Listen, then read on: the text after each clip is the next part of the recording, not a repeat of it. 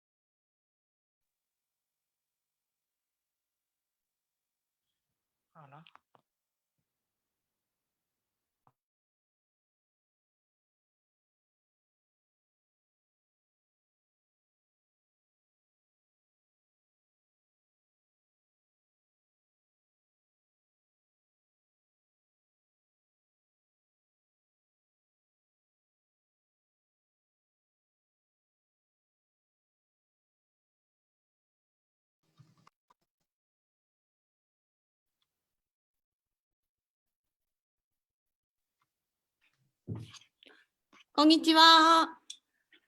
Hi, good evening, good afternoon, good morning, wherever you're joining us from. どうですか、オンライン。ズームでの今回開催になりましたけれど、皆さんいかがお過ごしでしょうか。こんにちは。Wherever you're joining us from, I hope you are in a good mood today. How does it feel to join us by Zoom?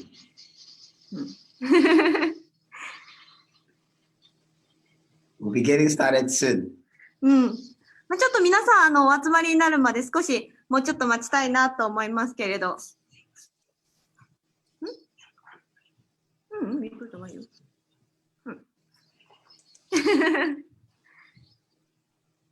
はい。今回司会を務めさせていただきます、上智大学神学研究科の2年の松島です。修士で上智にいます。また後で皆さん集まってからも自己紹介したいと思うんですけれど、誰だろうと思われてるかもしれないなと思ったので、よろしくお願いします。So we've got Haruka-san with us, and she's a student at Sophia University. And myself, I am Christian, and I am from the youth group at St. Ignatius Church.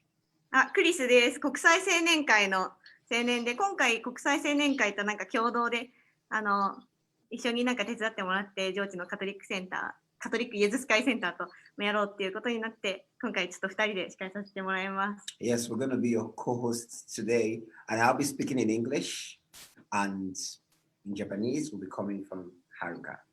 そう、私ずっと日本語で喋ってるんですけど、クリスが英語で喋ってくれて、大体私も訳せるところは頑張って訳したいと思いますので、日本語の司会と英語の司会っていう感じでやりたいと思います。Okay.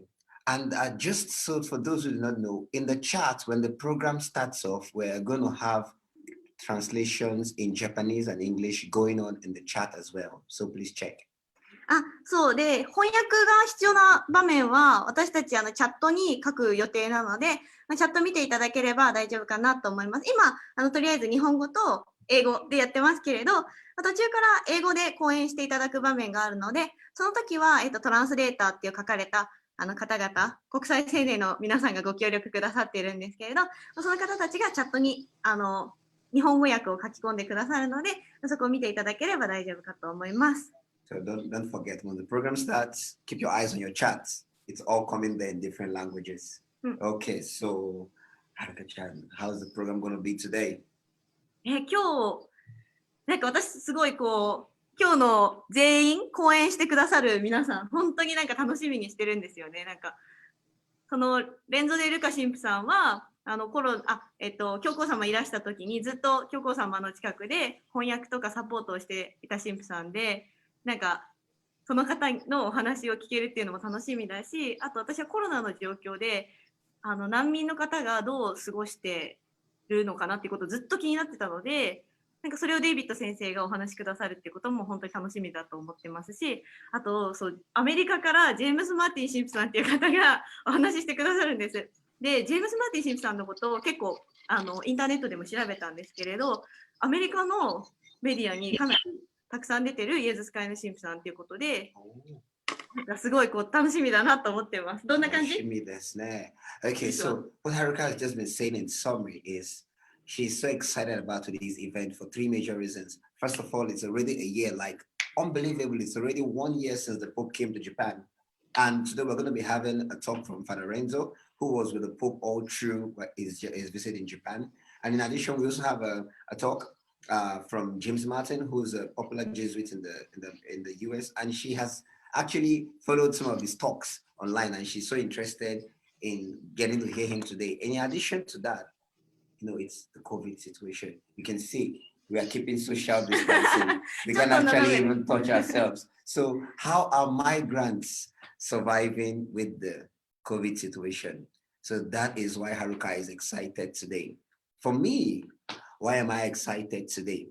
I am even more excited because despite the COVID situation, we all can gather here to celebrate the commemoration of the Pope in Japan. I think that is the most exciting thing for me.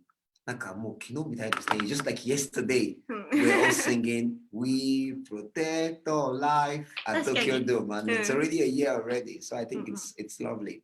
It's lovely that we're all here today. It's amazing. なんかクリスはなんかコロナの状況だけどこうやってなんか私たちその1年経ってなんかお祝いできるっていうことを本当になんか楽しみにしてるし、あとなんか本当に昨日のことのようだよね。なんか教皇の来日が私もすごくそう思います。Just like yesterday, but it's already 1 year. 本当。So today's event, I think we'll start off soon, but before then, we just want us to try to put yourself in the mood of remembrance of all the promises we made for when the Pope came, and how fair have we been faring since then till now? 翻訳するの？翻訳しなくてもいいですよ。ごめん。ぼーっとしてる。Okay.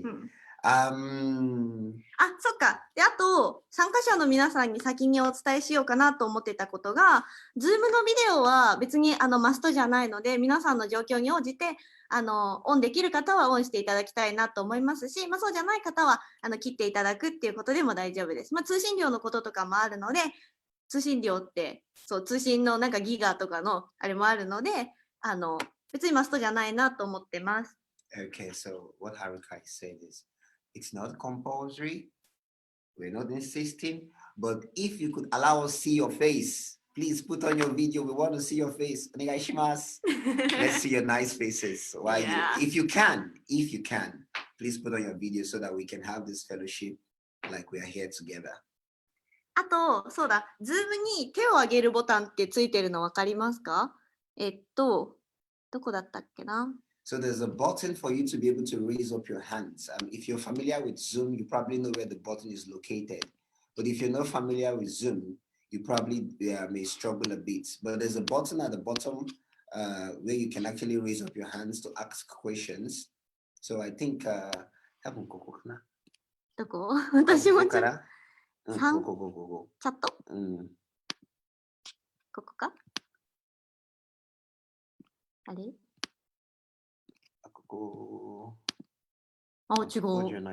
なんかでも参加者のところにあった気がするんだよね。そうだよね。So I think there's going to be a button down there where you can...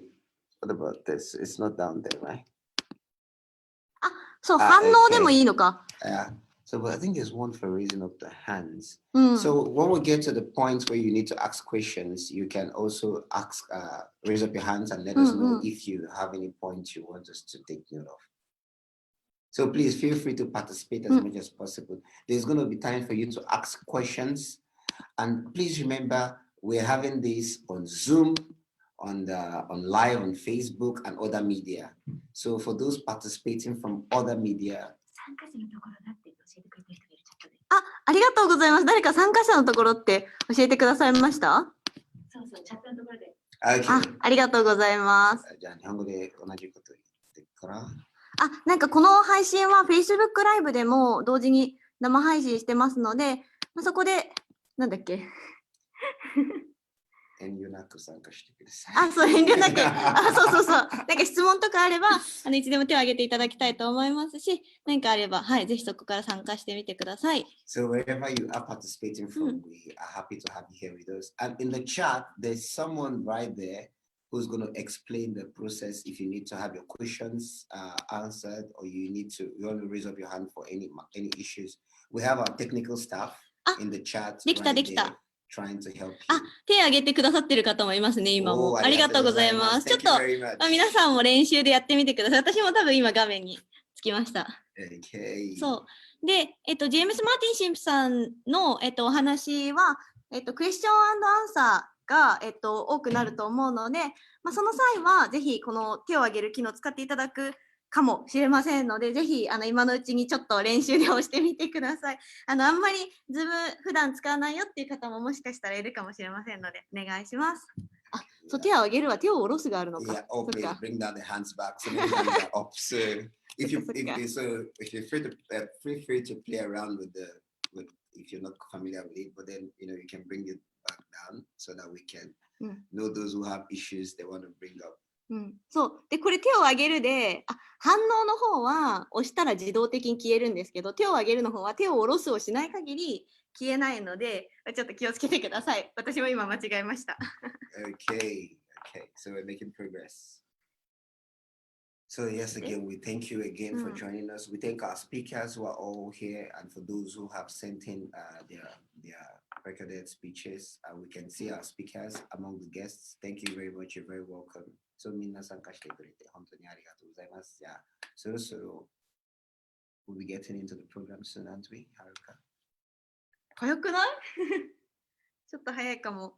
Okay. もうちょっとなんか参加者の方、今参加してくださってる方のお話聞いてみたいなと思ってるんですけれど、なんかちょっともうちょっと皆さん今日なんか90人ぐらい、ズームで申し込んでくださっているっていうことなので、もう少し集まるのかなって思います。またなんかズームって結構、接続するのに時間かかっちゃったりとか、なんかトラブルがある方もいると思うので、もう少し待ってから始めたいと思ってます。Okay, so we are about to start, but we are trying to be a bit considerate, so we're just going to wait a little bit more so that we get a few more participants to come in. And while we are waiting, I actually want to ask Haruka what it was like when the Pope came. I want to hear her thoughts. How was it for you when the Pope came? 私、なんか自己紹介を皆さんにしてほしいなってちょっと思って。Okay, じゃあそうしましょう。Okay.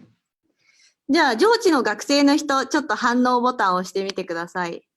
どこの学科から来てるか聞こうかなと思ってます。Okay, so Haruka wants to get the thoughts of some of the participants. So if you are from Sophia University and you are in the chat, please just give us a signal. じゃあ手塚ゆり子さん、ちょっと自己紹介お願いしてもいいですか？学部学科と、あと、今日ちょっと楽しみなことというか、今日のイベントに向けて一言いただけると嬉しいです。じゃあよかったらお願いします。こんにちは、手塚ゆり子です。今、上智大学進学部の4年生です。精神科医という修道会に所属しています。パパ様がいらっしゃってから1年経つっていうことで、でもこの命を守るためにっていうのをコロナの状況でどういうことができるのかなっていうことを考えていたので、とてもこのテーマ嬉しいです。あと、何ですかね、ジェームス・マーティンさんの講演会に以前申し込んだことがあるんですけど、定員で入れなかったことがあったので、アメリカで今回はとっても楽しみにしています。よろしくお願いします。お願いします。ちなみにその時の講演会は何の講演だったんですか？ですね、シカゴの進学部の大学院だったんですけど、多分、本を書かれているんですよね。その本についてだったんですけど、すみません、今ちょっとパッと出てこなくって。はい。なんかネット上で結構書かれた本のインタビューみたいなやつ。そうですね。ブリッジをかけるみたいなお話で。そうですよね。はい。ありがとうございます。はい。よろしくお願いします。参加してくださってありがとうございます。お願いします。Thank you for joining us. So please keep your eyes on the chat. For those who do not understand Japanese, but we really thank you. She's excited. She's a student, and she's actually kind of very interested in one of the speakers because she wanted to listen to his speech some years ago, but she couldn't participate because there was a fill out of the positions. Well, Kyo got a chance to that. So today you have a chance to listen to him, speak with him, and ask him questions. 質問準備しておくね。So, 確かに。good to have you with us today. So, check again. Any more participants you want to introduce? じゃあ次、なんか English speaker をお願いしたいなと思います。Okay, Anyone who やべ。そう、なんか上智の学生、今在籍している方いるかなと思って、英語の。Okay, so if you're from Sophia University, you're an English speaker. Can you let us know that you're around? Indicate, raise up your hand, give us a thumbs up. Can you raise your hand? Raise your hand, give us. Oh, we have one right here. Okay. Maria Manzon. Hi, Maria. Hello.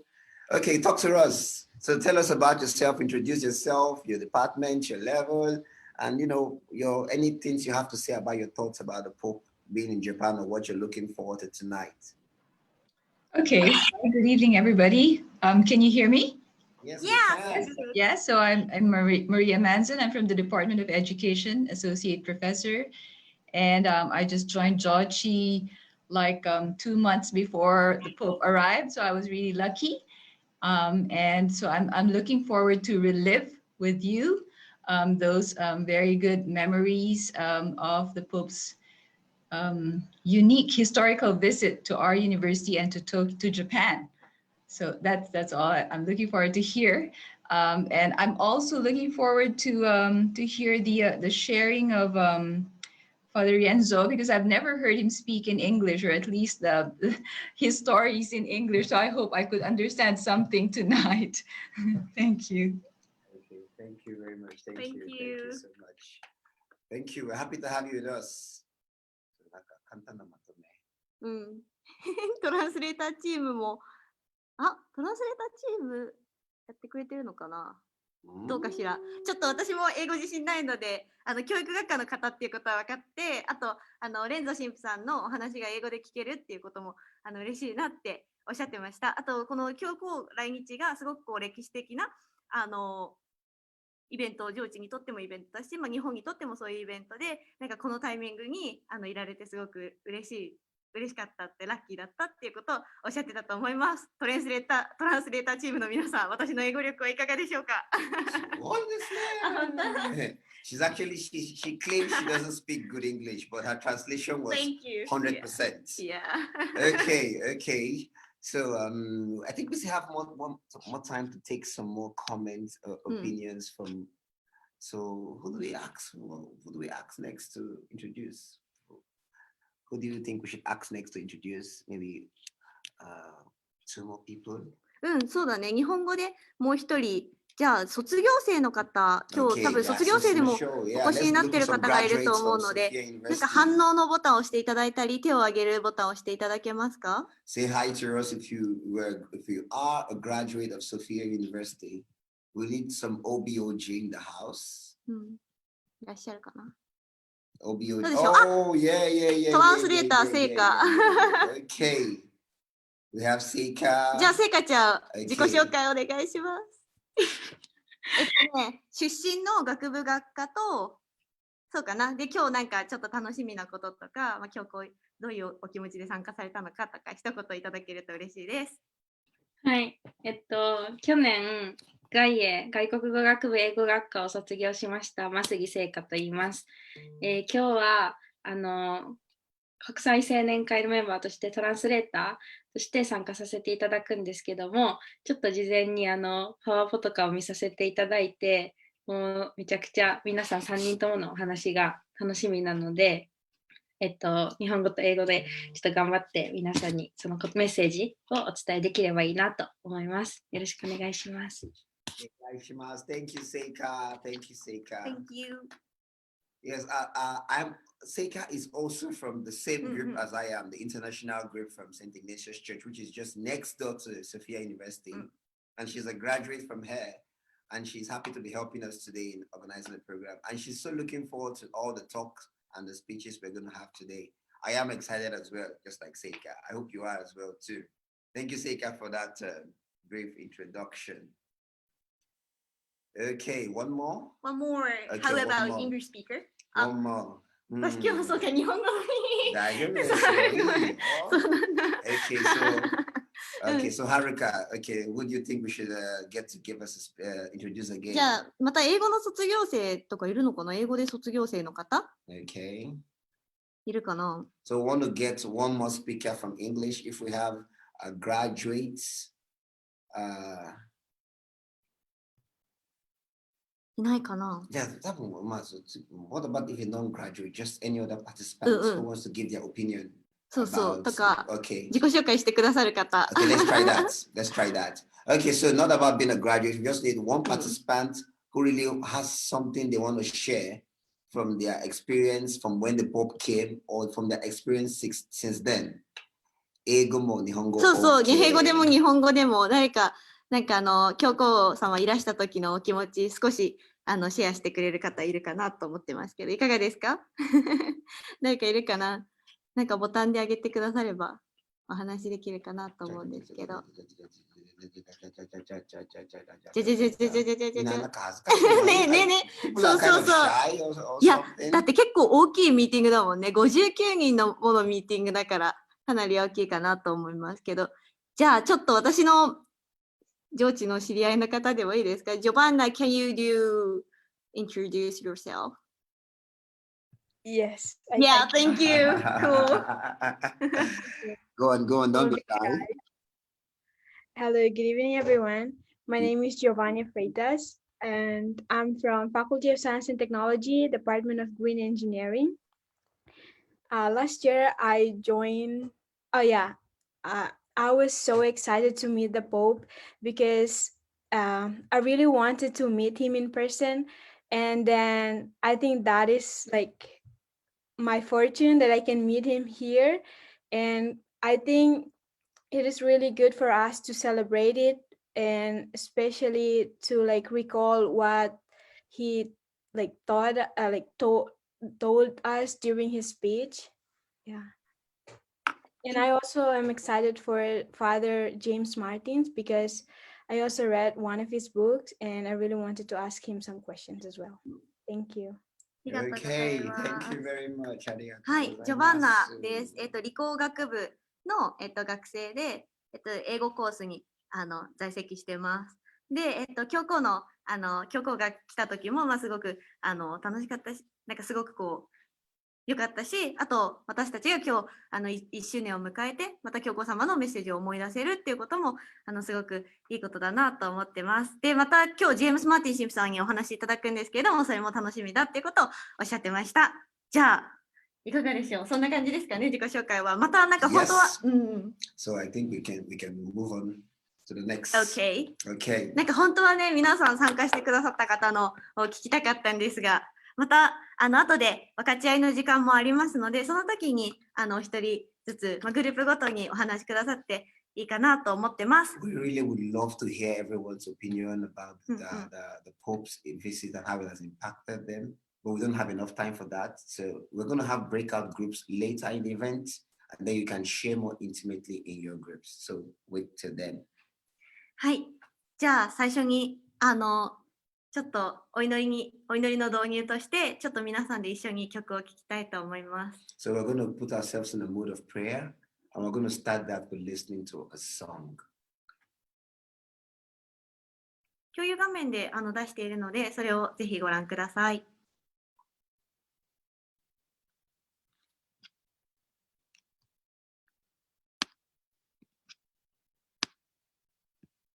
あれ？音楽が流れてないかな？私たちの方にはちょっと音が聞こえないけど、大丈夫かしら？あ、よかった、ありがとう。If just one more gift I ask of you, Lord, it would be peace in your love. As gentle as your children's laughter, oh love, oh love. Your people are wrong, really. Only within confusion. We will realize the heavenlies at peace.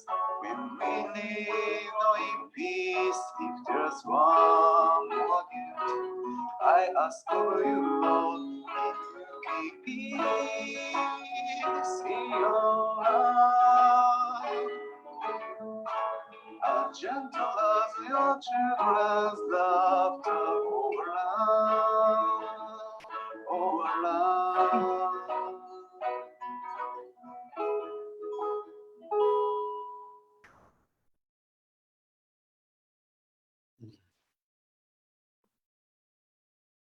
それではお祈りをお願いいたします。We're going to have the prayer now. はい、それでは、初めのお祈りさせていただきたいと思います。皆様お祈りの支援になってください。それではお祈りをしていきます。父と子と聖霊の皆によって、アーメン。神様、教皇が訪日されてから1年という月日が経とうとしています。振り返りの機会の場に様々な形で皆が集えることに感謝します。昨年、教皇の訪日、上智大学の来校により、大きな喜びに包まれ、奉仕活動により一層目を向け、取り組む姿勢を取ることができるようになりました。しかし、このコロナウイルスが流行し、混乱の中で立ち止まり、迷っている人もたくさんいます。今日、ここに集った私たちが、すべての命を守るという教皇のメッセージを思い出し、この状況の中で自分たちがどのように進むことができるか考え、分かち合えることができるようお導きください。アーメン。父と子と聖霊との皆によってアーメン。ありがとうございました。 Thank you for the lovely prayer. 本日のプログラムの開始に先立って、教皇フランシスコ来日1周年を記念した基金について紹介いたします。カトリックイエズス会センターの方で、教皇来日1周年を記念して新たな基金が設立されたということで、本日のプログラムの開始に先立ってそのご紹介をいただきます。Okay, so as part of the program for the commemoration of the one-year visits of the Pope to Japan and to Sophia University, a fund is being set up. And to introduce this fund, we're going to have a talk from the Jesuit Center here, which will be coordinated by the Catholic Center Office Manager, Miyai-san. はい、じゃあ宮井さんお願いします。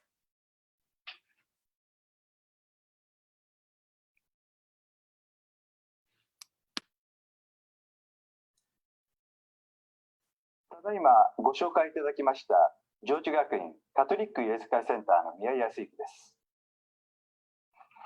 皆様には少しお時間をいただき、教皇フランシスコの来日に際し、上智学院が創設した教皇フランシスコ来学記念基金の創設記念プログラムに移りたいと思います。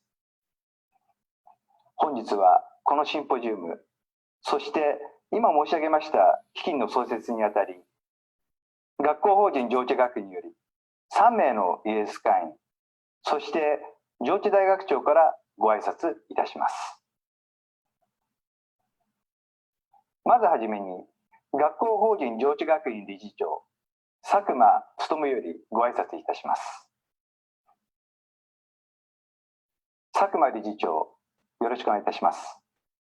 皆さん、教皇フランシスコ聖火がここ四谷キャンパスを訪れてくださってから1年を記念するこの行事を開始するにあたって、新型コロナ感染症拡大の厳しい状況の中にある人々、特に私たちに身近な学生、生徒の皆さんが困難を抱えながら学んでいること、看護、社会福祉と介護、また教育現場で心を砕いている卒業生、教職員の皆さんを思い起こし、教皇の祈りの言葉を引用いたします。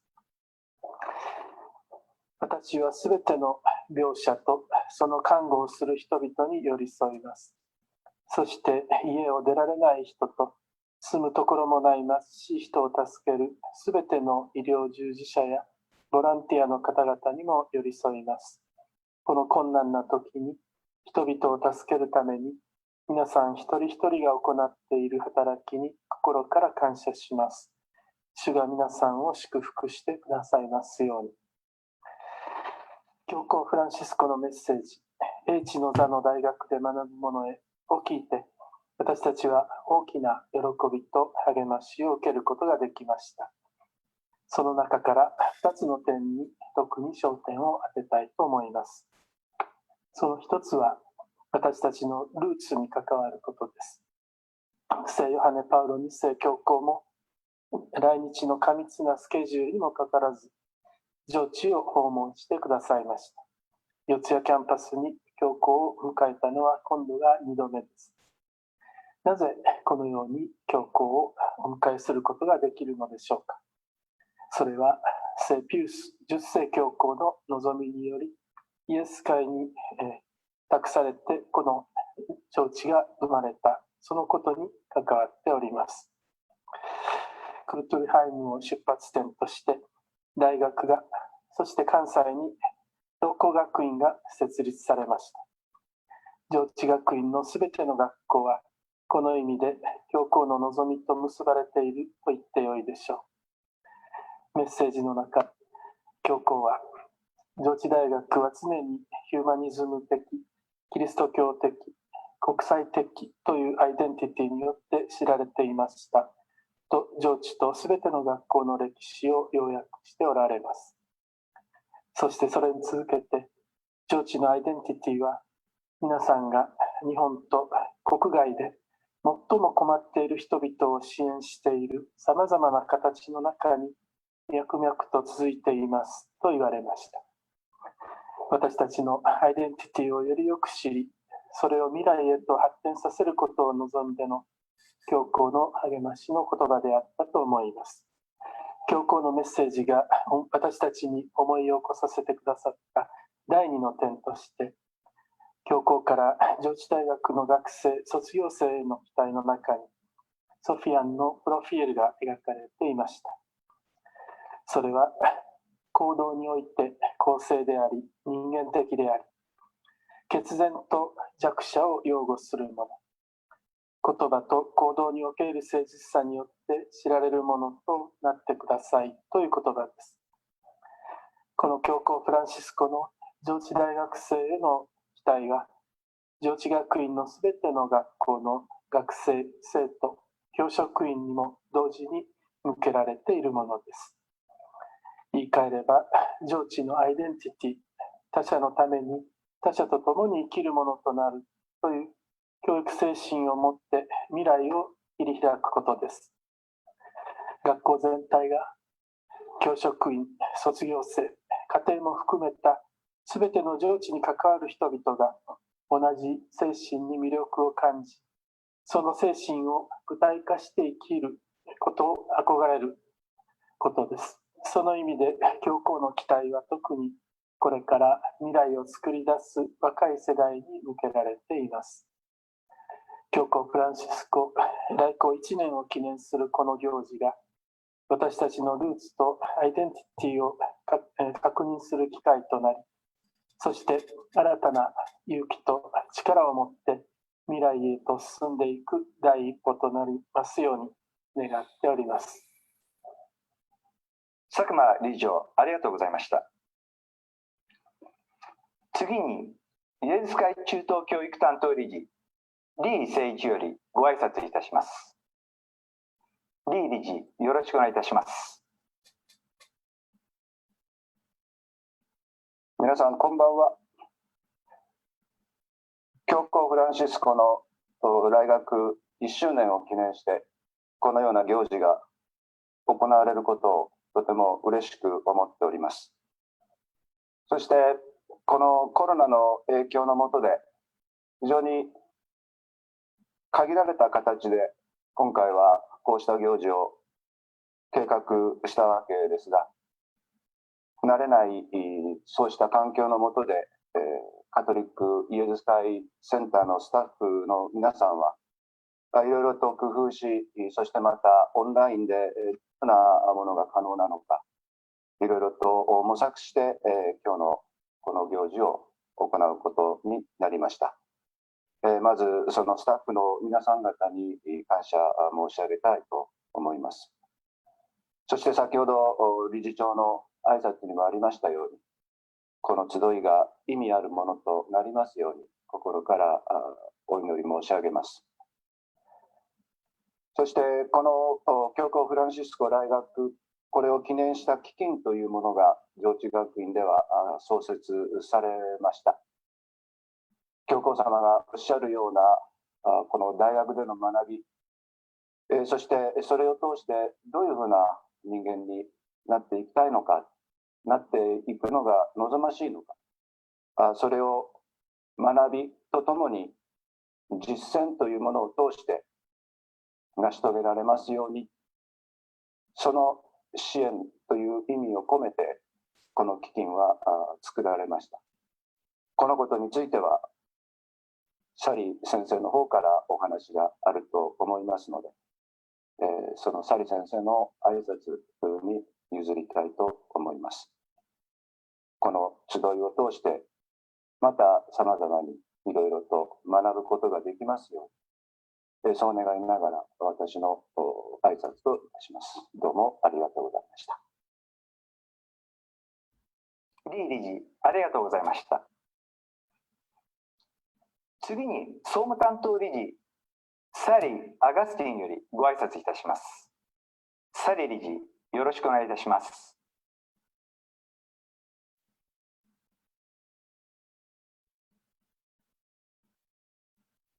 皆さん、こんにちは。上智学院総務担当理事のアガスティン・サリーです。本日は教皇フランシスコ来日大学1周年記念イベントの一つとしてのこの記念シンポジウム開催おめでとうございます。教皇フランシスコのメッセージを心に刻み、ふさわしく答えるため、いくつかの企画が動き始めています。すでに6号館1階の展示スペースにおいて、教皇フランシスコ来航ありがとうというテーマで、教皇来航時の写真などを展示を行い、また2号館エントランスにおいても展示を行ってまいりました。本日に続いて27日にも講演会が企画されています。教皇フランシスコのメッセージから得たものについて改めて考え、分かち合う良い機会になるのではないでしょうか。今日はさらに上智学院として長期的に企画していることについて私の方から紹介させていただきたいと思います。つまり、教皇来航の記念を末永くとどめるために、2019年度末に上智学院は教皇フランシスコ来学記念基金を設けました。この基金の目的は、教皇様のメッセージの中に込められているさまざまな課題への取り組みを支援することにあります。つまり、貧困や社会的弱者の課題、多文化共生社会の実現という課題、地球環境問題という課題に取り組む教育・研究活動、学生・政党活動への支援を行うための基金です。具体的には、この基金の目的にかなう特別奨学金制度、並びに上智関係者の活動や取り組みへの表彰制度を設けます。この新たな表彰制度は、上智学院及び設置校に所属する生徒、学生、教職員、また関係者による教皇様のメッセージの具現化を目指す活動や取り組みを表彰し、広く学内外に共有しようとするものです。これまで述べたような教皇来学時のメッセージやイエズス会のユニバーサル・アポストリック・プロフェンス、あるいは使徒職全体の方向付けに広く関係する教育、研究、課外活動、業務実践などを唱えることを想定しています。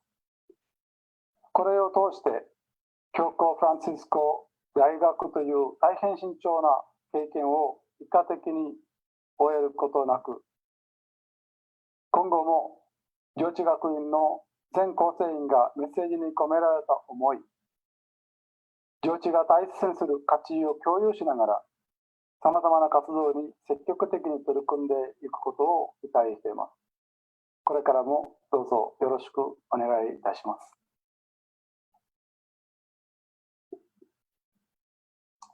サリー理事、ありがとうございました。それでは、このプログラムの最後になりますが、上智大学長、照道義明よりご挨拶いたします。照道学長、よろしくお願いいたします。皆様、こんにちは。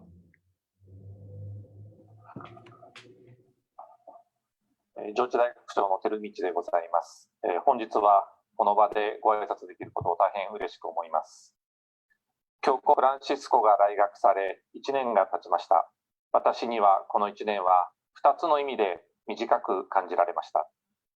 大学に教皇様をお迎えし、クルトゥルハイムでの芳名帳へのご記名に始まったあの時間が、本当につい昨日のように思い出されます。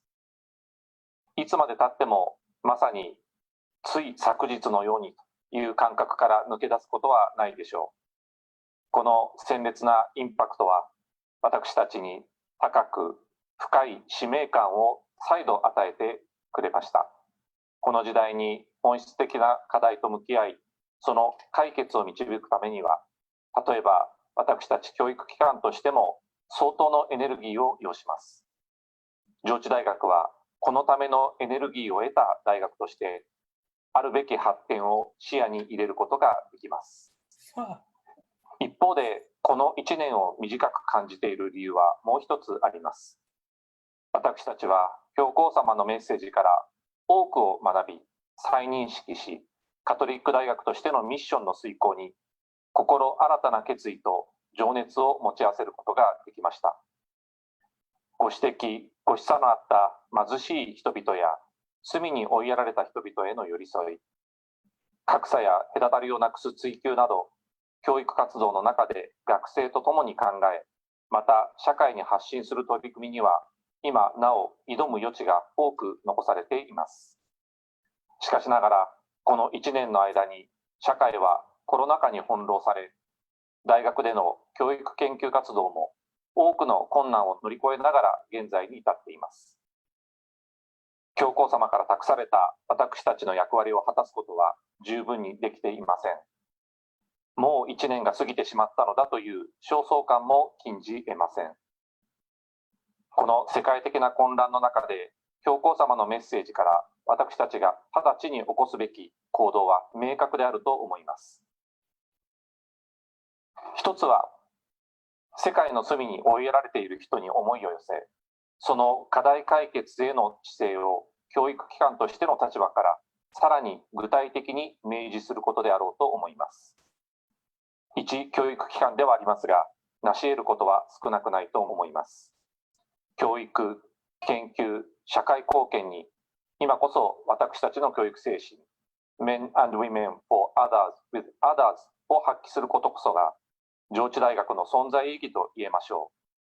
そして本学が日本に存在する意義を見つめ直し、私たちの姿勢と取り組みをアジアと世界と共有しながら歩んでいくことを教皇様は期待してくださっているのだと理解しています。コロナ後に取り残される人がいない世界を導く大きな推進力を生み出していければと思います。もう一点は、学生の教育への主体的参加を学生とともに考えていくことです。社会に山積するグローバル、ローカル双方の課題について、多様な構成員との学術的議論の機会を豊富に整え、教育プログラムそのものに学生の新しい視点を生かしていくプロセスを加え、さらに環境、インクルージョン、ジェンダーに配慮したキャンパス環境の構築を学生主体の体制で臨むなど、新しいチャレンジへの期待はつきません。さらに教皇様は還元主義に偏らない人間的で公正なテクノロジーの発展とそれを包含する社会の中心にも言及されました。ラウダート・シーで呼びかけられた自然への愛も私たちのこのキャンパスでも表現し、そして教育プログラムで存分に学ぶ環境を整えたいと考えます。このように教皇様のメッセージから私たち上智大学は直ちに取るべき多くの具体的な行動を思い起こすことができます。このことにも大きな感謝の気持ちでいっぱいです。今一度になりますが、教皇様をお迎えしたあの日、このキャンパスに集う人々の歓喜にあふれた感動の笑顔を私は忘れることはできません。教皇様はその笑顔をこのキャンパスに届けてくださったのだと思います。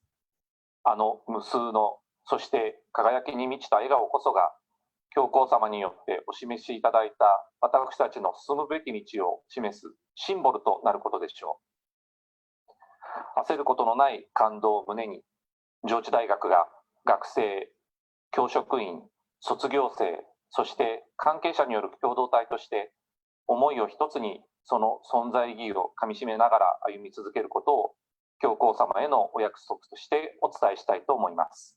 ご清聴ありがとうございました。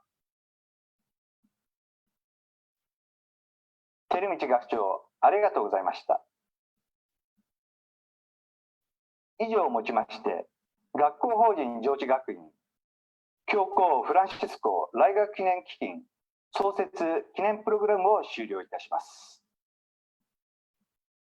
それでは再び MC の松島さん、クリスさんにお戻しいたします。どうぞよろしくお願いいたします。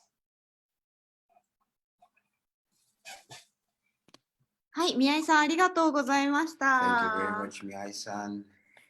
で、コロナじゃない、すみません、教皇来日1年を記念した基金の創設っていうことで、なんか私このお話を聞いて本当になんか上智大学らしい取り組みだなっていうことを感じましたし、あとなんか本当に教皇様いらしたことを続けていく一過性のもので終わらせないための取り組みだなっていうことを強く感じました。あと照道学長がコロナ後に取り残される人がいない世界って言ってたそのコメントがすごく心に響いて、確かになんかその世界を作っていかなきゃいけないなっていうこともすごく私は感じました。どうだったクリス？ Yeah, I think I perfectly agree with Haruka-chan that, the Pope has come to Japan and has gone, but this shows that there's a continuous impact of that visit. And just like Terauchi-san said, we are trying to endeavor that no one is left behind. That is the real impact of the message that the Pope brought to Japan.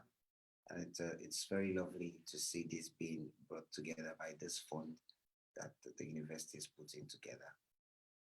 ありがとうございました。じゃあ、今からレンゾ神父さんの講演に入るんですが、その前にちょっとお知らせをさせていただきたいと思います。今のZoom で参加してくださっている皆さん62名かないらっしゃると思うんですけれど、この、企画、今日のイベントはですね、Zoom でもやっていますけれど、同時にFacebook ライブの方でも配信させていただいてます。で、Facebook のリンク、今皆様のコメント欄にお送りしました。この Facebook のリンクの方でも、見ることができますので、もしご友人とか、あるいはお知り合いの方で、この企画、ちょっとご興味がある方いらっしゃったら、ぜひこのリンクから参加してくださるようにお声掛けを、ぜひ皆さんもお願いできたらなと思ってます。Okay, for Matsushima-san, Haruka-chan, I'm sure you just got a link right now in the chat. Now, that link is the link for the Facebook Live. A lot of people wanted to join this event, but we restricted the number of those that could join us on Zoom. So if any of the participants has a friend, or you want to let your friends know about this event so that they can watch us on Facebook Live, just copy that link and share it, and people can watch this program from wherever they are on Facebook Live. Okay, いいかな？お願いします。 Okay, so let's move on to the first speech of the day. Yeah. Okay. And so 今日の、一番最初にお話しいただくのはレンゾ・デ・ルカ神父さんです。で、レンゾ・デ・ルカ神父さん、イエズス会の今の日本管区長を務めてらっしゃって、2020年の11月、教皇フランシスコの来日の時に通訳を務めてくださった神父さんです。Okay, so the first speaker for today is Father Renzo De Luca, SJ. He's the Superior Provincial of the Society of Jesus, Japan province, I mean, right? And he was the interpreter when Pope Francis visited Japan last year in November 2019. He's going to be giving us the first speech. はい。じゃあお話しいただく内容は、教皇フランシスコと若者という内容です。The Pope and the youth. So if you're excited, I'm excited. So let's dive in. Okay. Please start. じゃあお願いします。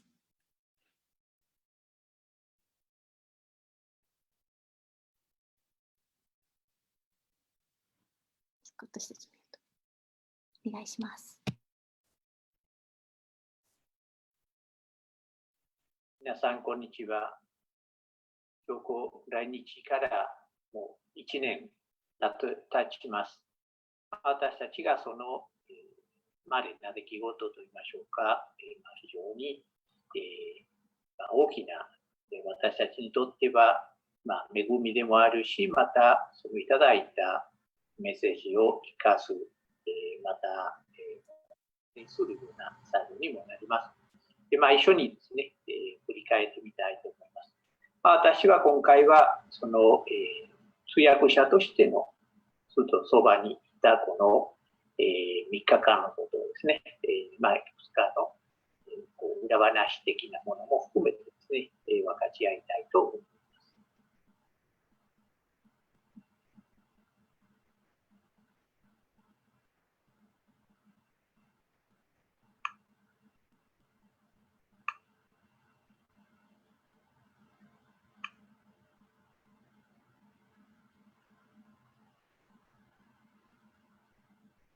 まず、教皇来日の前にですね、1年以上前になります。今日2018年に、私はたまたまこの他のグループとですね、ローマを訪れることになって、特別経験が認められた中でですね、どこが突然ですね、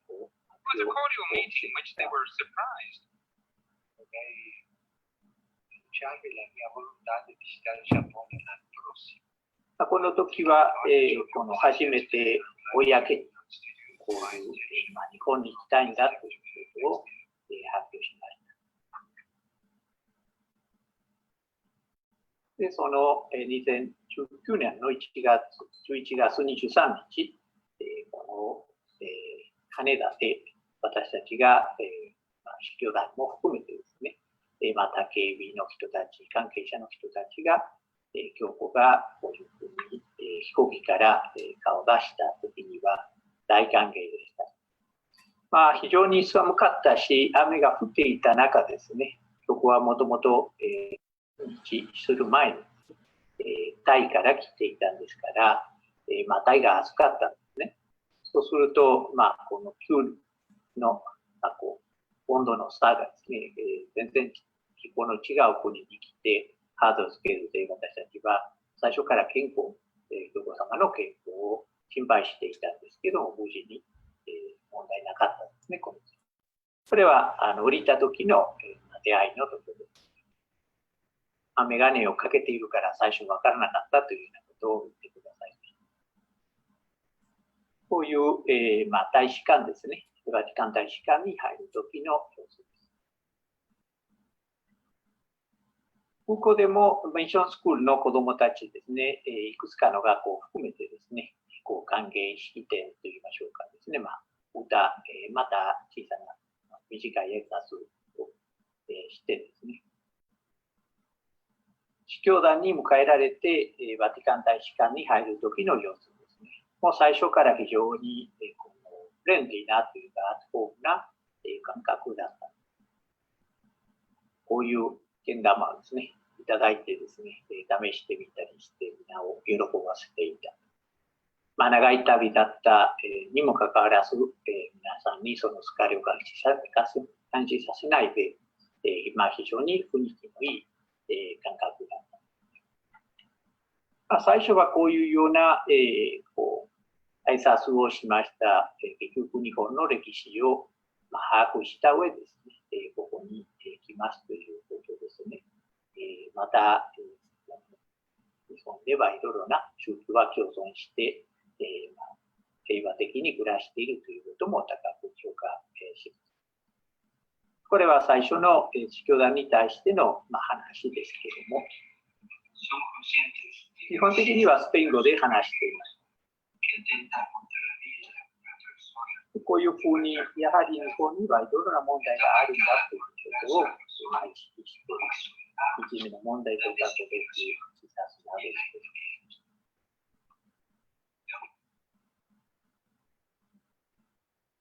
す。広島と長崎、1日でですね、東京から出て、長崎に行って、広島を通って帰るという、かなりハードな朝早くから夜遅くまでのかかった日にちでしたが、やはり教皇自身がこの両方ですね、長崎と広島をやはり訪れたいということですね、最初からの希望だったんです。私は彼と移動するときにはいつ車ですね、彼のそばに座ってですね、話をしていたんですけれども、よく感じましたのは、この切り替えがですね、非常に早いですね。彼が、車に入ると全然別な世界ですね。私はもともとはそういう次のスピーチの打ち合わせとか通訳がですね、そういうところになるかと思ったんですけれども、そういうところは全くなしですね。入ったらもう昔話とか、あるいはその家族の話とかですね、あるいは今抱えている問題とか、あるいは感じていることとかですね、あるいは日本についての質問とかですね、そういう本当にもう、旅行に遊びに来ているかのような雰囲気でしたね。長崎でこの教皇によってですね、夢になったこの子供の、写真ですね、亡くなった、姉妹ですね、兄弟を、背負ってですね、焼き場に立つ少年ですね。これはあえてですね、こういうふうに、スピーチの間に立てて、で、またその、写真を撮った人の、息子になりますけれども、彼にあえてですね、会って、感謝しましたということですね。もともとは戦争の写真でしたけど、記録写真ですけど、それによってですね、私たちが戦争によってもたらすその子供の、不幸などですね、考えさせることですね、そのきっかけを感謝しました。この件は全部アドリブですから、この件は私の、仕事が結構ですね、緊張を感じていながらですね、教皇が話すですね、声が非常に小さいからすぐそばに行ってちゃんと分かるように、また通訳できるようにですね、必死でした。長崎の殉教公演ですね、巡礼所ですけれども、その前ですね、26世紀の殉教者の記念碑の前に話したところですけれども、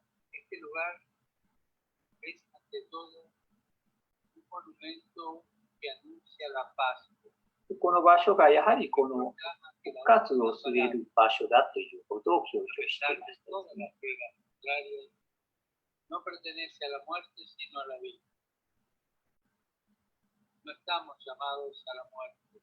結局私たちが死に呼ばれているわけではなくて、やはり命へと、もちろん死を通しての命ですけど、これは殉教者の心です。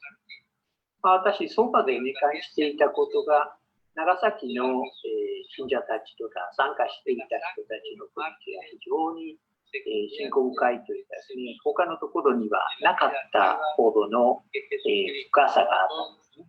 東京の方はもっと盛り上がりといったですね、この喜びとかあったんですけれども、ここは本当に真剣に教皇のメッセージを聞いている人たちの心がですね、さすが長崎にはそういう歴史があるんだということです。教皇もそれを感じ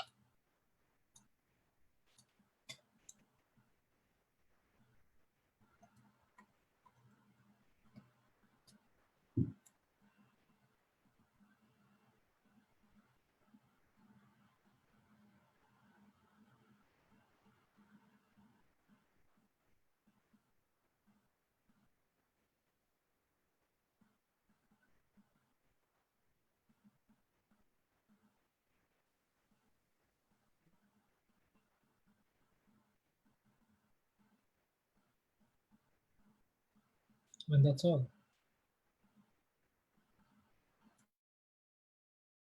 いや、多分なんか止まっちゃったんだと思います。ちょっと待っててください。Give us a sec. I think we're having a bit of a technical that challenge you, let's get in touch with our technical team. 多分これで終わりじゃないと思います。Okay, just give us a sec.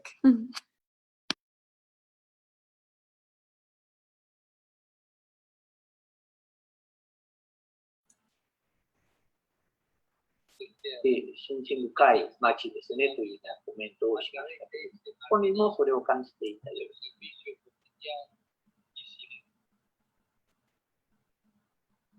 こういうふうにですね、子どもたちが喜んでですね、教皇に、触れようとするその姿ですね。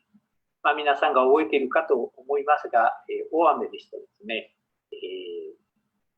この最初の長崎の部分がですね、ちょっと雨の音で、この録音とかですね、録画があってですね、非常に、難しかったっていうところですね、集中するとか、また聞いてる人たちもですね、しかしそれにもかかわらず、あるいはそれに負けずに、そういうような喜びを分かち合っていたということですね。このミサですね、長崎でのステリオのミサ、東京ドームほどですね、人が入ってないし、また、集まらなかったんですけれども、やはりそれでも喜び、また、急にですね、朝の雨に、比較してですね、対照的に、晴れていったんです。ですから、それも本当に、ドラマティックな雰囲気があってですね、本当にいろいろなことが重なってですね、印象に残りました。この長崎の方ですね。広島にね、同じ日に広島に、飛行機で移動して、で、この、いろんな人に、被爆者に会いましたが、この、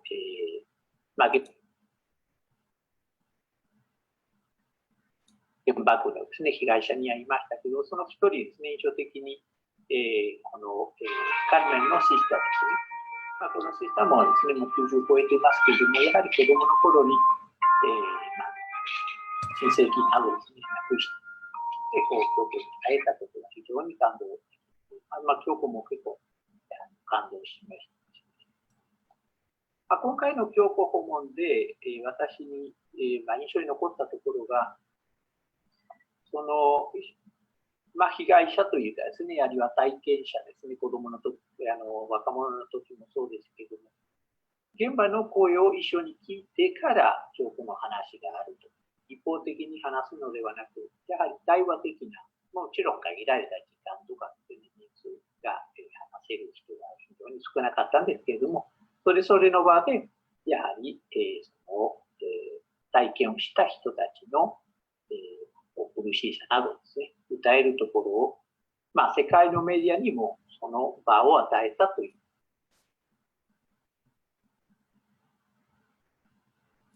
ことにもなるかと思い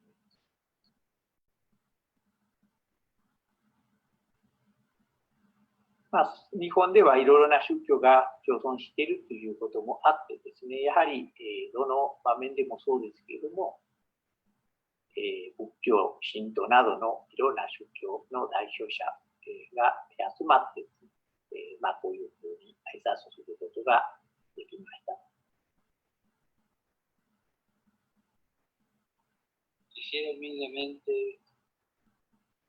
で、この時に、この被爆というか、あるいは原爆によってですね、被害者になる人たちの、声ですね。特に現代はそれは通らない、このような国がですね、結局、その核兵器を簡単に拒否することはなく、ただですね、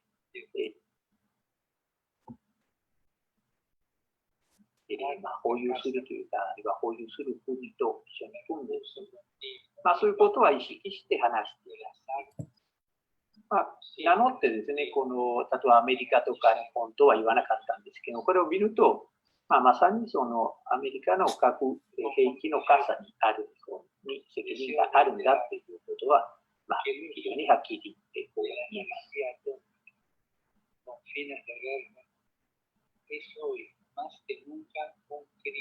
で、これはやはりクリーメンですね、この保有するですね、核兵器を保有すること自体がやはり犯罪であって、憲法に違反するというかなり強い主張です。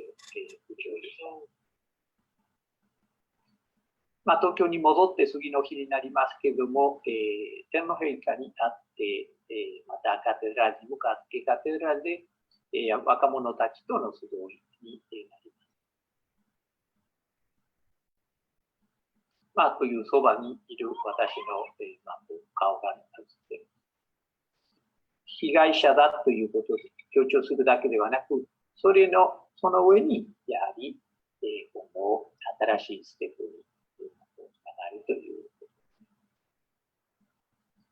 こういうところもですね、通訳したり、あとはこの、お子さんからですね、教皇は長く話したのに、通訳してくれたのはちょっとだけでやってたんじゃないかだけやという、ちょっと文句めいたようなことを言われましたけれども、実は最初のところは教皇が、この人がですね、どういう宗教、どっちに住んでいたとかですね、そういう彼についての確認だったんですね。ですから、あえて私はそれは訳さなかったところには、自分としては隠してるんじゃないかなというふうに思われたかもしれません。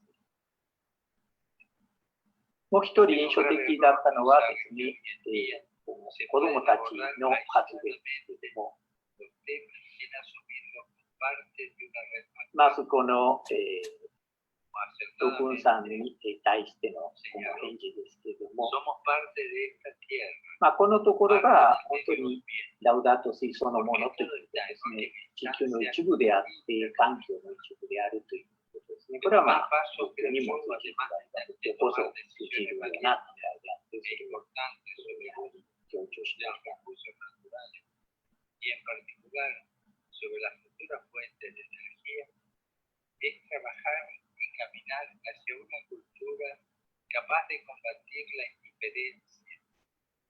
やはり無関心が非常に大きな問題だということですね。資源が、破壊されているのに、それに対しての無関心ですね。それは大きな問題だということです。私たちが一人一人意識して、それは改善。やはり、改心へのことが呼びかけということになります。子供の発言ですね。この子が、津波の時はまだ小さかったんですけれども、高校生になってですね、あちこちでこの自分の経験ですね。本当にトラウマみたいな形になってですね、カミングアウトするまでは時間かかったんですけども、そのような体験ですね。この子がバチカンに行ってですね、向こうで教皇に大体その訪問、教皇来日の1年ぐらい前に参加しましたが、教皇ははっきり彼のことを覚えていたんですね。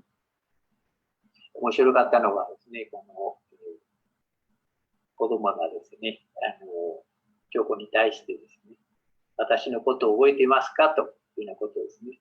で、教皇が逆にですね、私のことを覚えていますかというような質問、半分ですね、冗談ですけども、はっきり覚えていたそうです。原爆は不作です。そのため、それを維持したい政府の思惑に沿って、賠償額や避難区域の線引きが決められ、被害者の間に分断が生じました。傷ついた人同士が互いに隣人を憎み合うように仕向けられてしまいました。僕たちの苦しみはとても伝えられません。とても伝えきれません。だからパパ様、どうか共に祈ってください。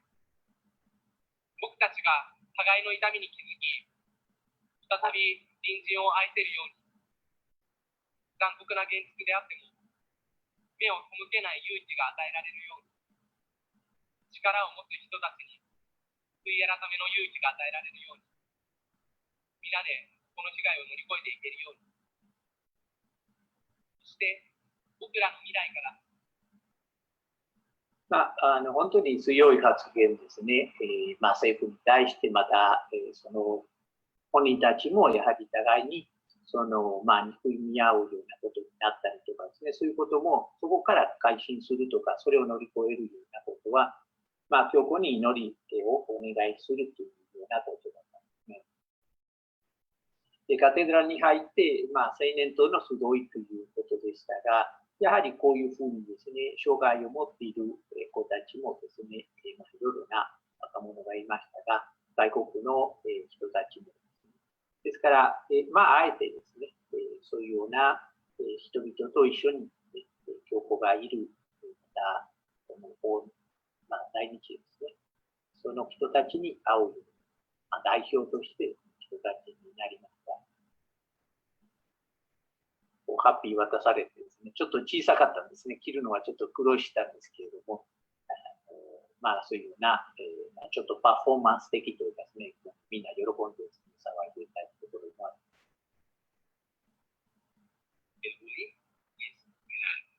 これはやっぱりいじめについてですね、かなり強調していたんですね。分かち合ったその3人の若者が、やはりそういういじめられたという体験についての、訴えみたいなものもありました。こういうような宗教が、そうな宗教であっても、そのいじめを賛同するようなことがありませんということです。ですから、その意味では、カトリックの教皇の指導者として話しますけれども、やはり他の宗教にも通じるように、これは来日の3日間、分室ですね、彼がいつもそれを意識していたんですね。カトリックを主にですね、中心にして話すんですけれども、どの宗教であれともそれが通じるように、ですから、そういう教義的なところとかですね、は本当に少なかったんですね。もちろん、聖書の引用とかですね、しながら、やはり一般的などの宗教にも通じるようなところを考えてみれば、今のラテニティっていうその最後の会長期が、この時はもうすでに芽生えていたと言ってもいいかもしれません。で東京ドームですね、一番人が集まったところでもあって、もちろんドームということもあってですね、かなりの盛り上がりというかですね、すごい賑やかというか騒ぎがあった。ですから、教皇とそのスタッフにもびっくりしたんですね。で、終わったらですね、いや、日本人がみんなおとなしいということを言われていたんですけど、これはもうイタリアに負けないんじゃないかというようなことを、そういう感動をしていた。子供たちもたくさんですね、この掲げたとかを祝福したりする、本当に、一つの教皇来日のハイライトでもある。この東京ドームに入れなかった人は非常に多かったので、外で、待っていたりとか、あるいは携帯でネットで見たりとか、そういうようなところが多かったんですけれども、さすが、教皇にとってこういうようなメッセージですね、伝えていく。これは本当にオンラインでできない感度がある。私たちは今になってもオンラインで見れますけれども、本当にこの独特な雰囲気ですね。それがおそらく教皇が来日して、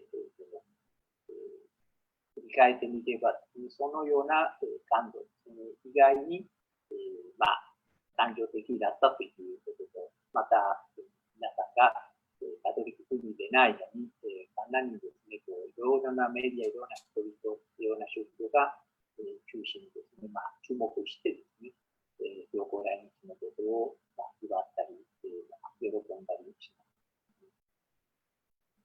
ます。ミシャの様子の中で見てても、やはりいろいろな宗教の代表者ですね、呼ばれて最前列に座っている。ですから、これも意図的ですね。この国では、カトリックは、マジョリティではないということですね。他の宗教のことも考えてですね、誰かを誘う。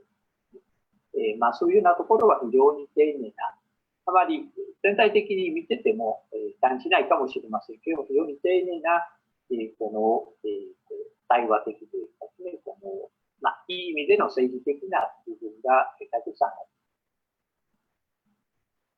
こういうふうにですね、この25日の終わりですね、全部、だいぶ数をつけるようだったんですけれども、最後にですね、大使館に、この、アルゼンチン出身のですね、この3人、私たちを呼んで一緒に食事しました。そこまで本当に余裕があったと言いましょうかですね。本当に、私たちの、先生だったんですね。教え子3人を、日本で、読んでですね、一緒に話し合うということですね。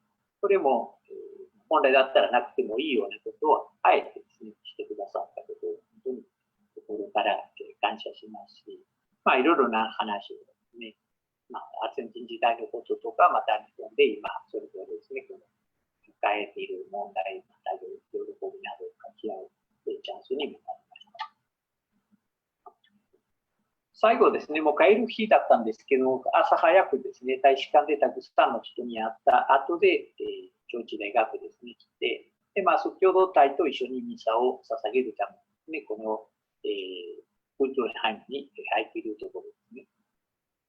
で、一緒にミサを捧げてですね、最初、今日は説教しないからというようなことを言ってですね、大使館から出て、車に乗った時はそう言ってたんですけれども、小部屋で着替えている間には、いや、説教しますよとよろしくと言われてですね、いきなりその場で通訳することになります。そういう新鮮さですね、おそらく本人は雰囲気を見て、話す、インスピレーションとか話す気になりましたということです。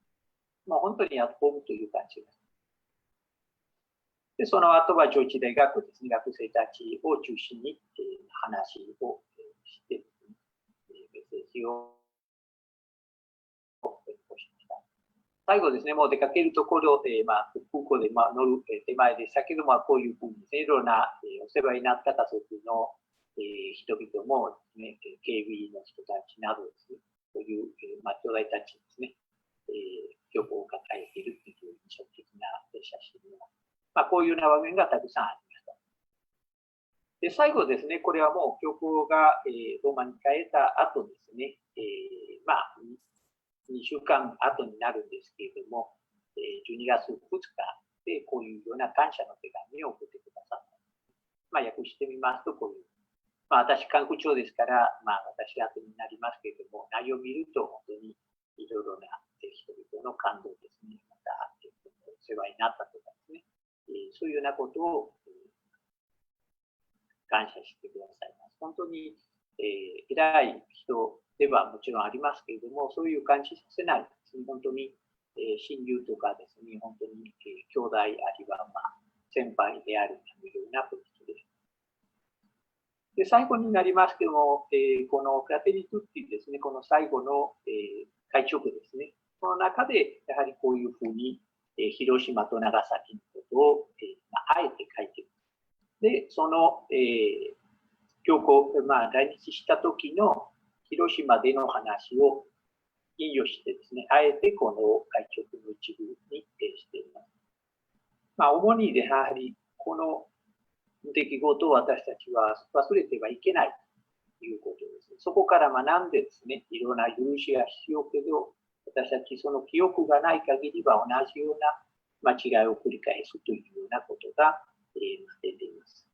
後で皆さんが自分たちで読んでですね、深めていただきたいと思います。以上になりますけれども、本当に楽しい、振り返ってみれば楽しい、この教皇来日、また、後考えますと、コロナなどですね、まだ問題にならないうちに全部無事に終わったということは、心から感謝したいし、皆さんもこういうようなメッセージを、もう一度読んでですね、また、テレビ、ネットなどで見て、振り返るチャンスになればという。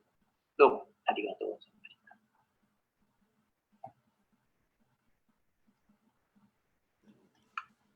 た。はい、ありがとうございました。ありがとう。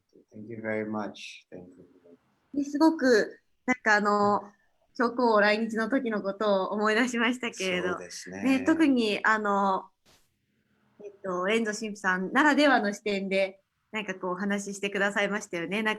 お手紙をいただいたこととかですね、あとバチカン大使館で、アルゼンチンのメンバーで食事をしたこととか、あと、車に入ると切り替えて、昔話をしてたみたいなお話、私も初めて伺ったので、すごく近くの人ならではの話が聞けたのかなと思います。It's really like a full back.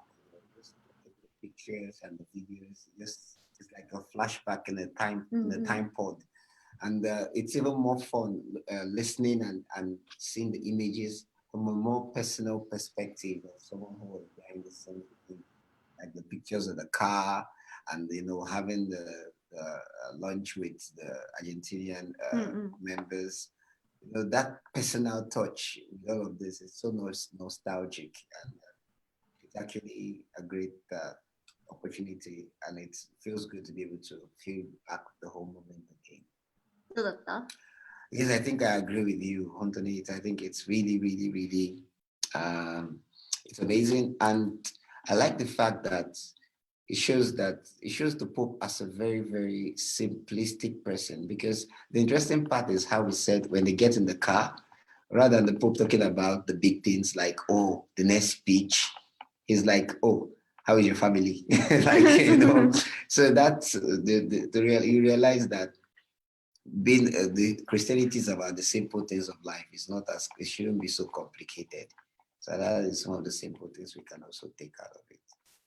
なんかね、本当にすごいシンプルな人だってシンプルな人だって思ったっていうことだったんですけれど、車に乗った時に大きなことを話すんじゃなくて、やっぱり家族のことだったりとか、すごいそこからも彼のねクリスチャニティも感じるし、あとすごい私たちの身近な人って感じじゃない？結構それを聞くと。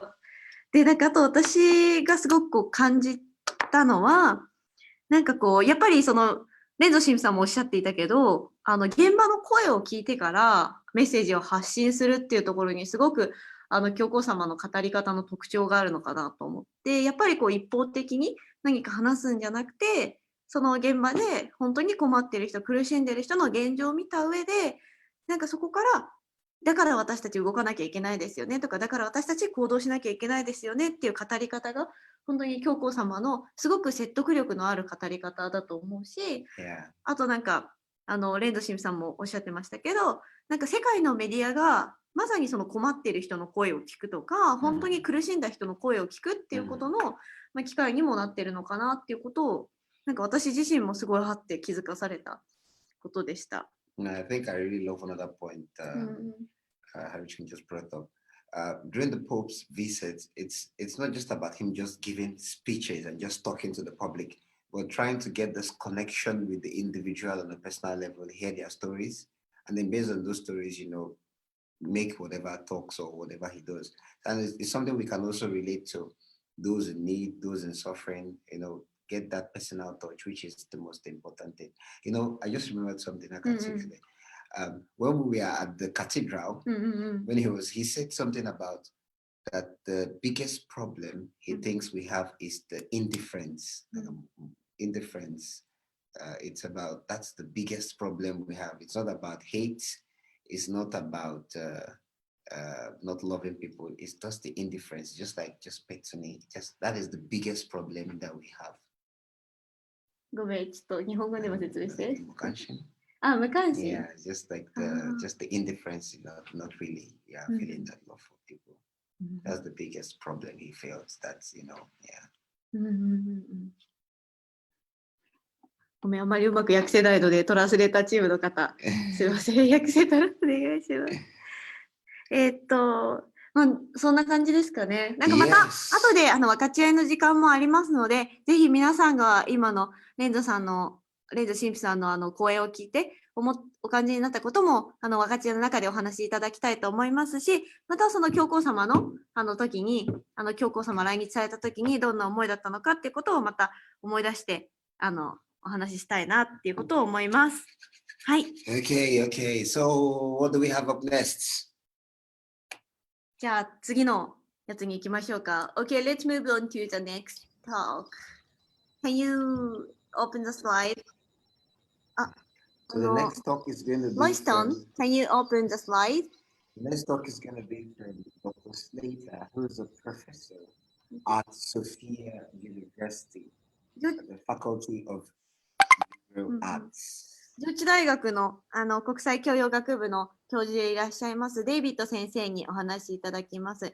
今日のトークテーマは、コロナと、移民難民の、困難ということでお話しいただきます。Okay. Hi, everybody. Is the audio working okay? Yes, we can hear you perfectly. Great, great. I need to get permission to share my slides. Oh, okay. So, I think the technical team would should make that happen. Professor, you may share. いかがでしょう？ Great. Thank you very much. よかったです。 Okay. So,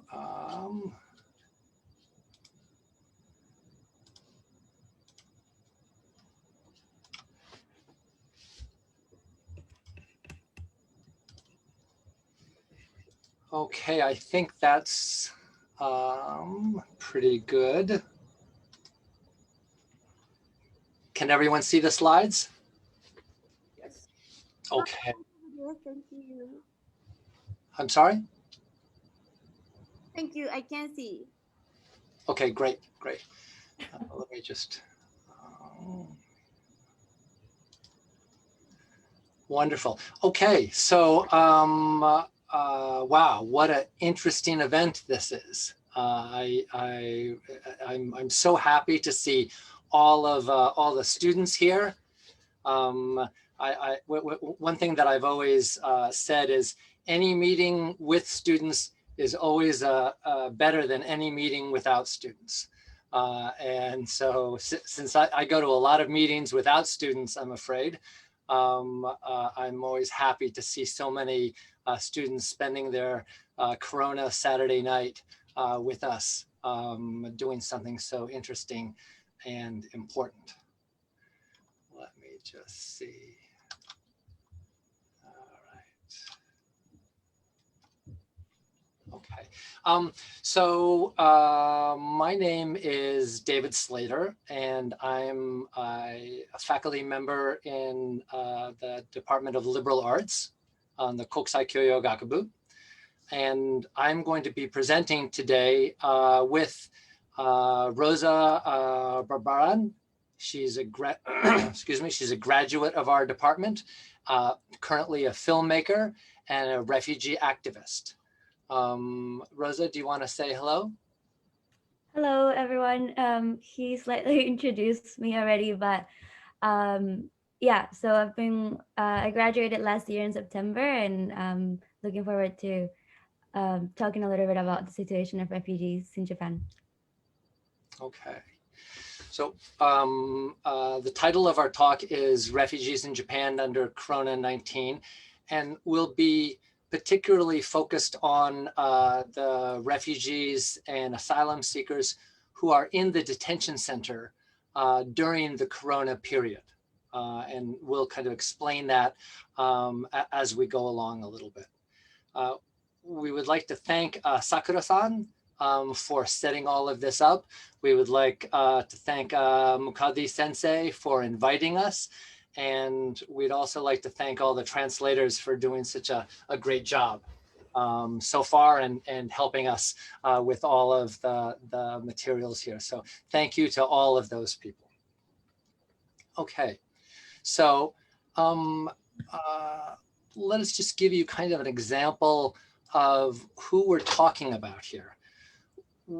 We are a group that supports people, foreigners from all over the world who come to Japan because they've been persecuted in their home country, and they come to Japan looking for refugee recognition. So they are asylum seekers. Mostly, in the beginning, we were talking to mostly refugees from Africa, and now more of our refugees are from the Middle East. We call them narrators because our job is a job of collecting refugee stories, collecting the narratives of the people who are coming to Japan, why they left, the persecution that they experienced in their home country, why they chose to come to Japan, and their life here in Japan. So we're just going to show you just a couple of the voices to start off so you can get a feeling for who it is we're talking about here. It's your home country? It's Jordan. Jordan. Yeah. Okay. From Uganda. I'm from Liberia. Liberia. Yeah. And then I was born in Benin City, Edo State, Nigeria. Nigeria. All right. Okay. Your home country is Cameroon. Where you're from? I'm from Georgia, but obviously this is main point. I'm Armenian. Armenian origin. My father Armenian, my mom Russian. I born in Georgia. Came from Uganda last month. Okay. I'm from Nigeria. So you will see that they're from all over. One of the men had a mosaic on his face because he needed to protect his identity.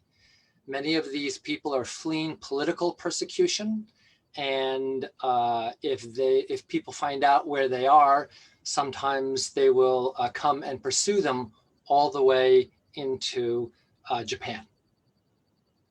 So that's who we're talking about here. One of the principles of all of the work that we do is always to have research and support combined.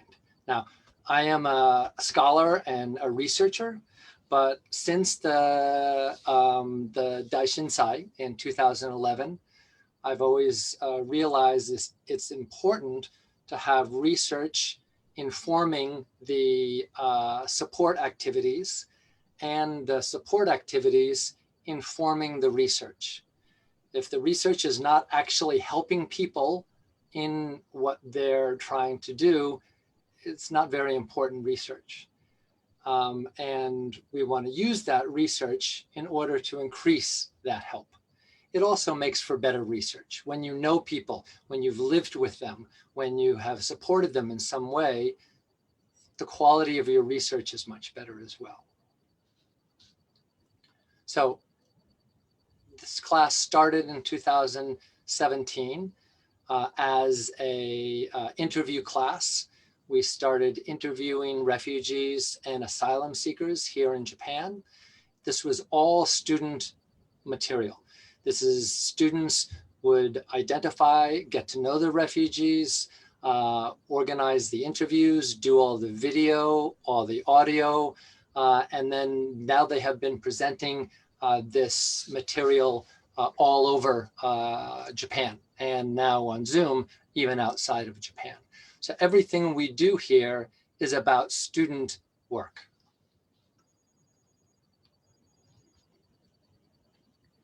So as part of the research class, we developed a system to interview refugees, and we started understanding the situations better, understanding what were the needs and what were the different gaps in the support that they were getting. So as Professor Slater said just before, we wanted to find a way to not only research and interview people, but we also wanted to find a way to support and give back to the community that we were talking with. So the idea of starting SRSG was born from this, from wanting to give back and wanting to get to know the refugee community better. So SRSG is Sophia Refugee Support Group, and we began to tackle those different gaps that we saw in the support that refugees had in Tokyo. And so we started visiting the detention centers, helping applicants with their documents for immigration application, teaching them their survival Japanese, and holding community exchange events like refugee cafes, where students and refugees were able to meet each other and learn about each other. Okay. I'm just going to share it in a little bit different way here.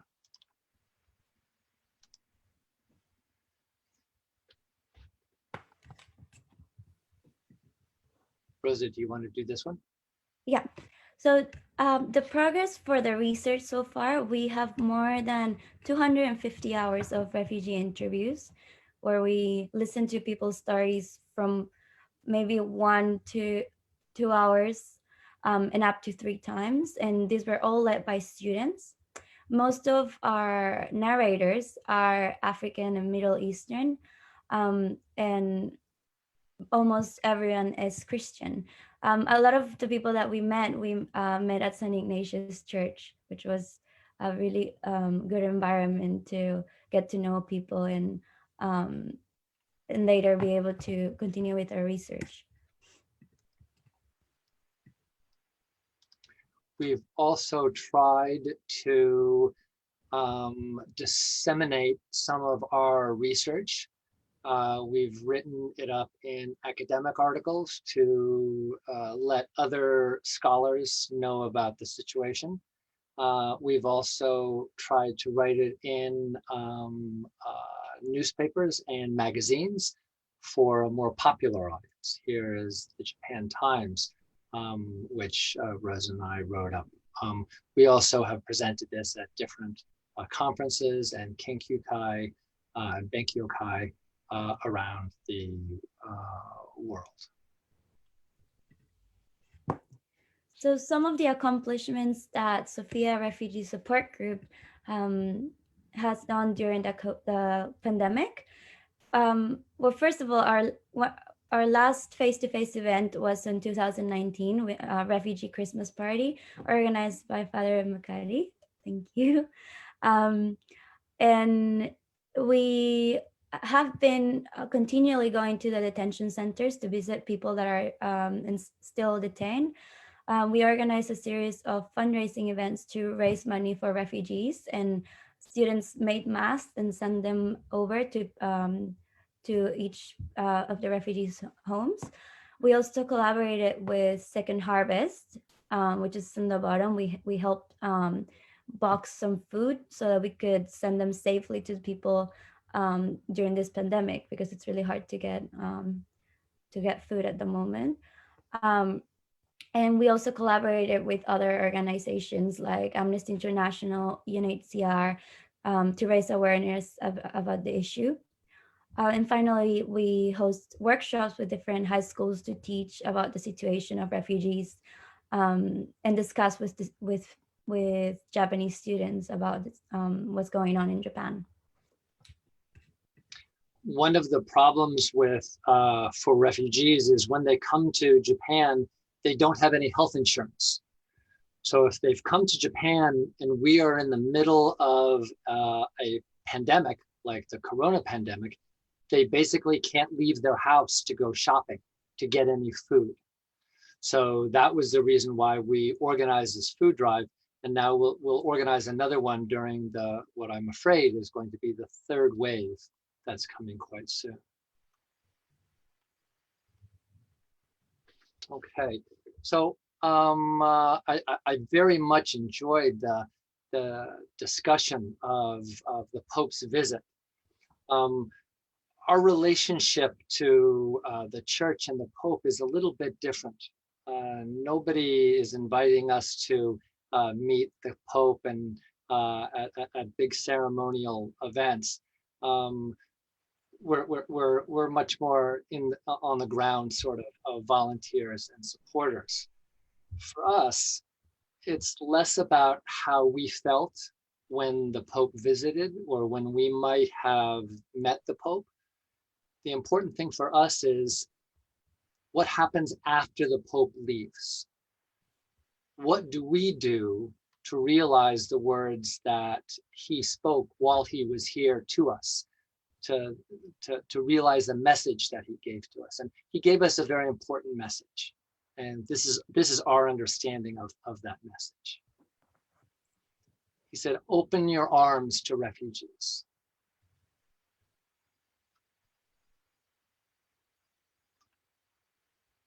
Here is the important message for the Pope, from the Pope on the World Day of Migrants and Refugees in 2009 in April.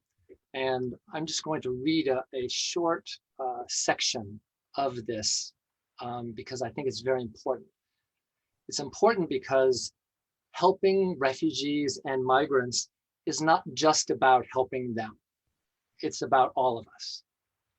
So this is a passage from his address. He said, "For this reason, the presence of migrants and refugees and of vulnerable people in general is an invitation to recover some of those essential dimensions of our Christian existence and our humanity that risks being overlooked in a prosperous society."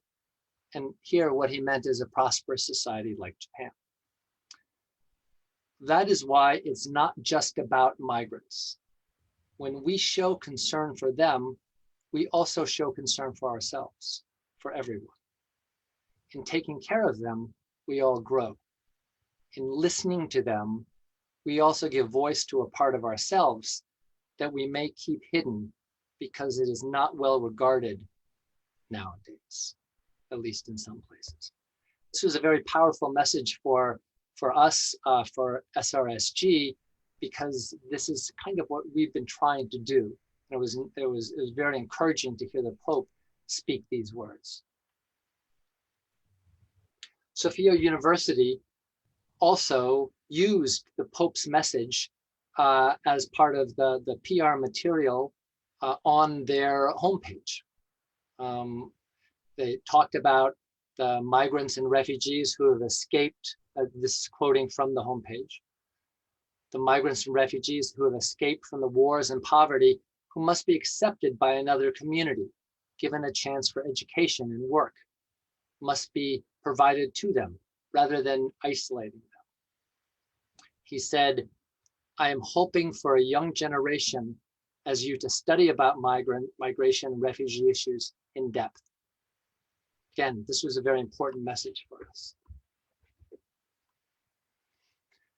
Unfortunately, not everybody in Japan accepted this message with their open heart. In fact, there was here in the Washington Post, there was an article about the backlash that mostly on social media that they experienced. Some of the comments were, "Refugees are not our problem in Japan. Let other countries take care of them." Or, "Who is the Pope to be telling us Japanese what to do?"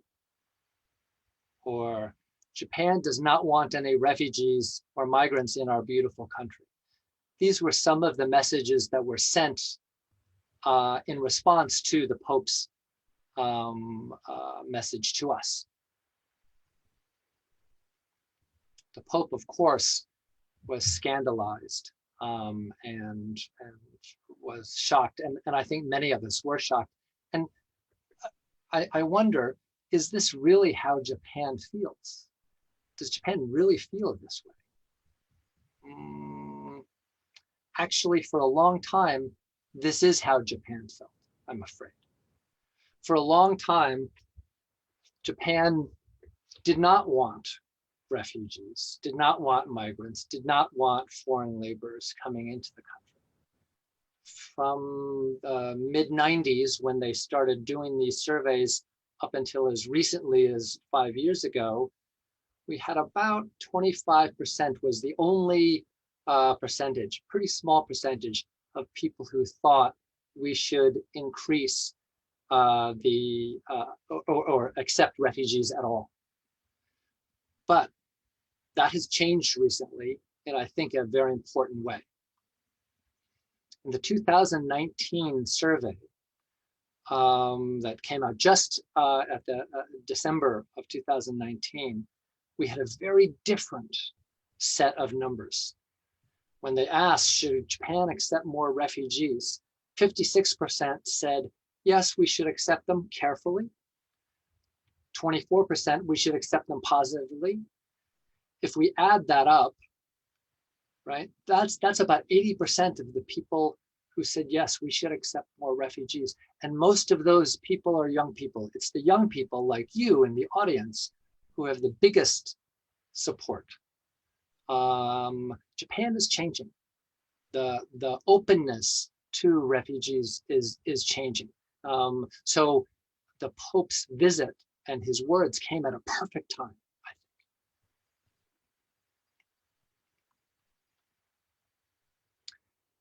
I think most of you know what a refugee is. Someone who has been persecuted in their home country and flees to another country in order to find protection. And many of them have come to Japan. So today we know that there's it's slightly different, but there's over 70 million forcibly displaced people in the world. And of that number, 22.5 are refugees.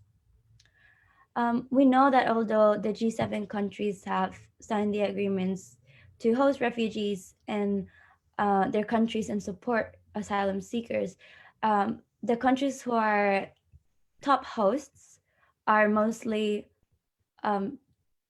located in the Middle East and Africa. So you can see, Professor, could you, yeah, on this graph, how the mostly developing countries are the ones helping the majority of the refugee population. In the past decades, we've seen conflict happening in the world that has caused people to move around and be forcibly displaced. So these are the three different conflicts that have caused higher number of applicants all around the world, and including Japan.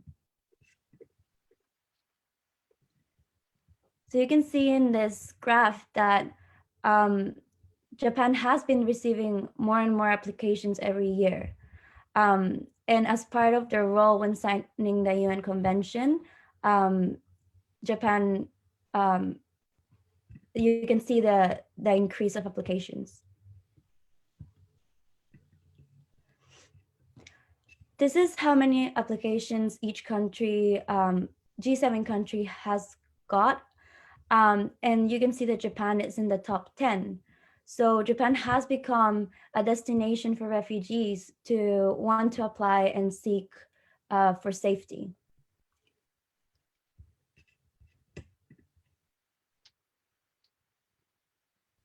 Me. So the question is, the world is generating more and more refugees all over the world. And all the countries are accepting or receiving more applications, Japan also. In this context, how has Japan responded to this crisis, both global and national? Unfortunately, the sad truth is not very well. So as you can see here, there's been more and more applications in Japan throughout the years, but the acceptance rate has stayed very low, and you can see even decreasing like it did around 2013.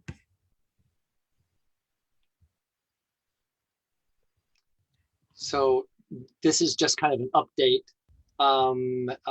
2016, 17, 18, 19. So in 2019, we had 44 refugees recognized. So this is not 44%. This is 44 individual refugees who are recognized in the whole country for the whole year.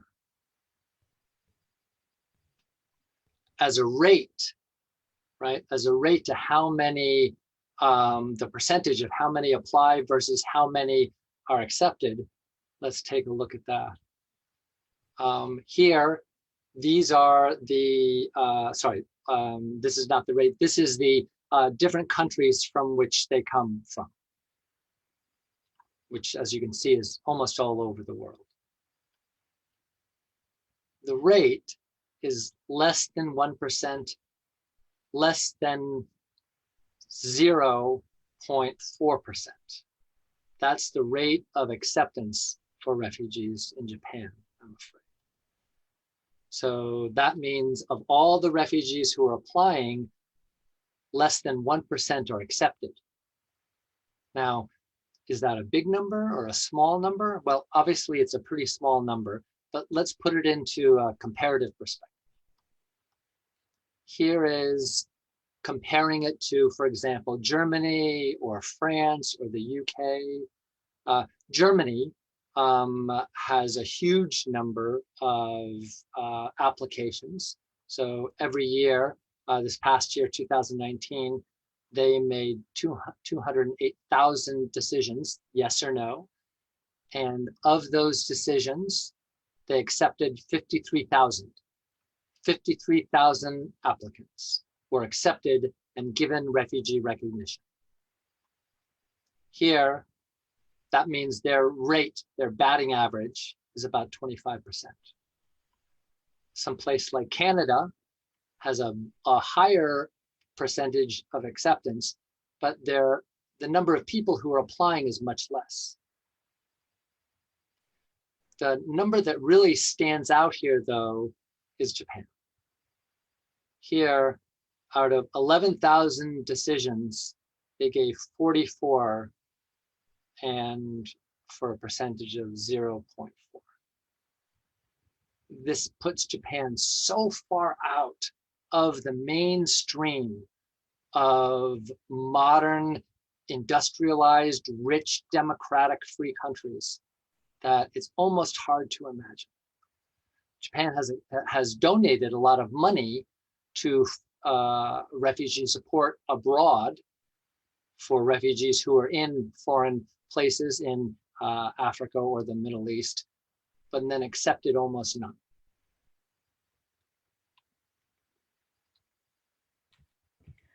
So the application process for refugees is hard all over the world, but especially Japan. Asylum seekers are expected to gather a pile of information and documents to prove that they are real refugees and that they're really under persecution. So this picture is not a rare case of the amount of documents that people have to gather, and this is their reality when they just arrived to Japan. So this is just one person's file. One person's file, yes. But for a moment, we learn what what a person who is under persecution dealing with. So it is really hard for someone that is rapidly trying to run away from their countries and try to arrive somewhere safe, to have all this proper documentation and be able to apply as expected here in Japan.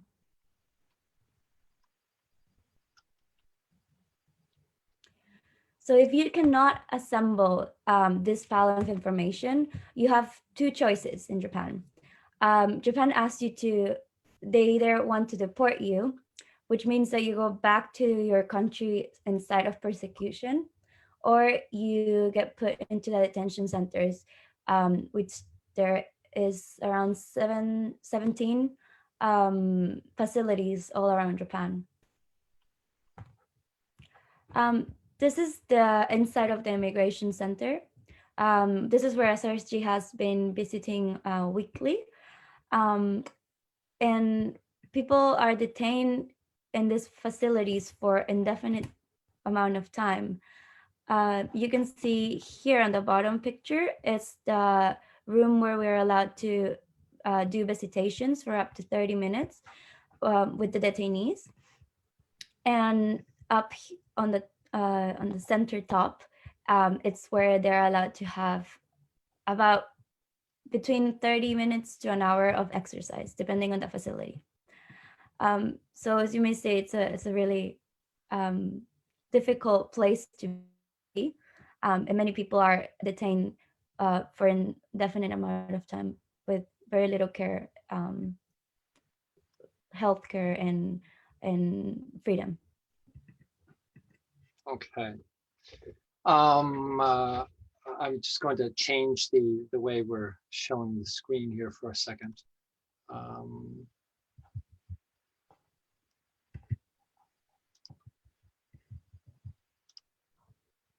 Okay. So in our final section, we'd like to give you some of the voices of the people who are currently in, or who was in the detention center during the Corona period. They have, there's many different kinds of stories, people coming in different kinds of ways. And since we can't show you all of those, we decided just to show you one person's story. Rosa, who is a filmmaker, has been doing interviews with some of the detainees after they get out. So listening and documenting their stories that nobody else is interested in hearing, but are sometimes the most valuable and important thing that they have in their lives. So here is one person's story, and we'll show you 3 short clips, video clips of this, of Raphael's story. Yes, so as Professor Slater said, Raphael's story will help you understand a little bit more about the struggles that people in detention go through, especially at times like this where everyone's struggling, and yeah, especially refugees. So Raphael is a Cameroonian man. He left because of the confrontation between the Francophone and the Anglophone side of Cameroon. As soon as he arrived to Japan, he was detained and put inside the detention center facility, and he's been in Japan for around 1.5 years. So my first question to Raphael was, were you scared of getting the virus when you were inside the Yoshiku detention center facility? Let's hear what he said. My blog is not that populated compared to Shinagawa. So we're only scared of outsiders bringing the virus, the officers bringing the virus. That's what we're scared of. Like people selling, bring the virus, people preparing for bringing out the virus. They're actually scared for that. Well, I in particular, I brought up this notion that these gifts we receive from outside, we should stop asking for it because they will send us virus. I will put on my mask if I start opening it. I was like, we need to be careful. That's what I was telling them. We need to be careful. If any person contracts the virus, we are all dead. Because the fact that we are here, they don't need us. They want us to go back. And most of us, we don't want our government. We don't even want to see our government. So it means we are dead if we have the virus. That's what I told him. I said, no. I don't want to contract this virus. Because the virus has no body, no color, nothing. So I was really scared.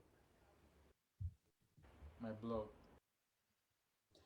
So as we know, in any kind of self-contained institution like hospitals or elderly homes, and in this case, detention centers, if the virus ever gets in, it's really hard to contain it. So while the rest of the world began to release refugees at the beginning of the pandemic, Japan, countries like Portugal and the US and Europe really managed to figure out a way to let detainees out. Japan didn't, and they actually failed to secure the borders of the perimeter of the detention center, and they will allow more detainees to come in and the guards to come in, and it caused a few different situations where refugees were infected, guards were infected. So as Raphael said, if we get the virus, we're dead. And this means it's because they cannot go home because they will face persecution again. But if they stay in Japan, it means that they have no support. So as they are as scared of going back home. So remember, they have no health insurance. So if they contract the virus, there's no way, and they have no money, there's no way they would be able to pay or get health care. So my next question was, what sort of precautions were you taking inside the detention center?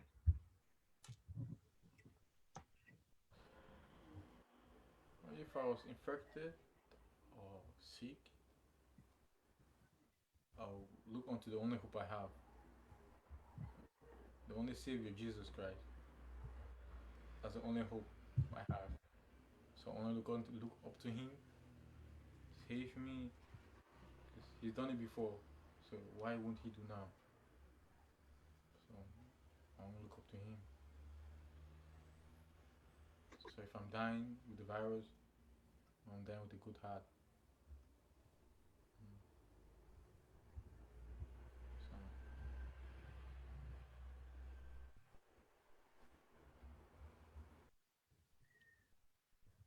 So many of our narrators are Christian, like Raphael, and we've noticed that Catholicism takes a very important role in refugees' lives, those who are inside the detention center and outside, but especially inside the detention centers, it allows them a way of support, of feeling supported by others, and have a sort of community by having like Bible readings and receiving those visits from people, from supporters from the church.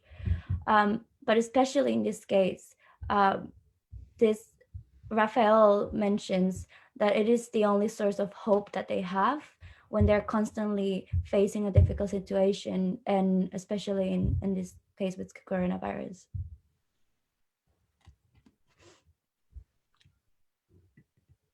From a religious point of view, but from a medical and humanitarian perspective, when people are faced with a killing disease, we also need to provide detainees with some degree of health precautions to secure their personal safety. Religion plays a hugely important role, but it's a different kind of role than the medical or humanitarian assistance. So the last question to Raphael was, how did other inmates feel about the virus when you were in Ushku Detention Center?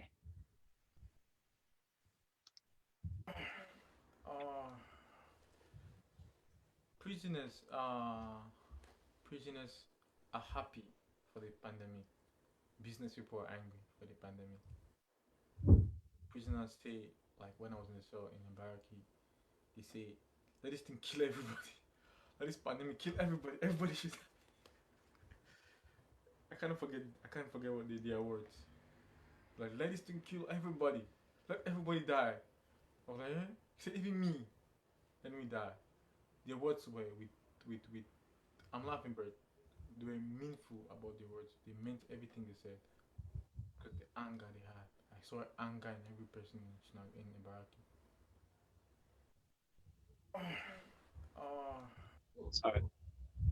So the pandemic has helped us understand even better the underlying injustice of a person that is in long-term detention. Here, Raphael explains that although he fears dying from COVID, it is better than staying inside the Oshiku Detention Center. So that's how bad it is. People in detention are already constantly in fear of getting sick, and oftentimes they have psychological issues and health issues that are many times ignored by the same facility and the guards. So the pandemic has incremented this fear and insecurity in their lives. Okay. So that should give you kind of a feeling for some of the situations that some of these refugees are in. And I'll just have two final notes. One thing is Japan at some point will be letting in refugees and immigrants and other foreigners, or Japan will disappear. Everyone is familiar with the demographic situation, but it's not just that. Japan is one of the countries that is facing the greatest skill shortage. And here is a whole group of refugees who are multilingual, multicultural, with all kinds of education and they want to come here, they want to live here and contribute if we will give them a chance to do it. So this is going to happen.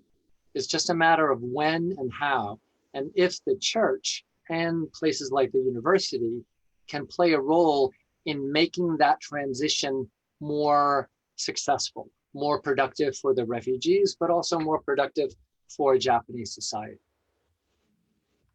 So join us. The third wave is upon us, I guess, and there's all kinds of work to do to send out more masks, to send out more food. We welcome other people's help and volunteering. Here is some contact numbers for the refugee support group. And you can also contact me directly if there's more research-oriented materials you want to do. But I think this is what the Pope had in mind for us to be doing, this kind of thing, to go out and listen to what he said and try to affect some kind of change on the ground, in the grassroots of Japanese society. So thank you very much for us taking the time. Thank you very much for inviting us.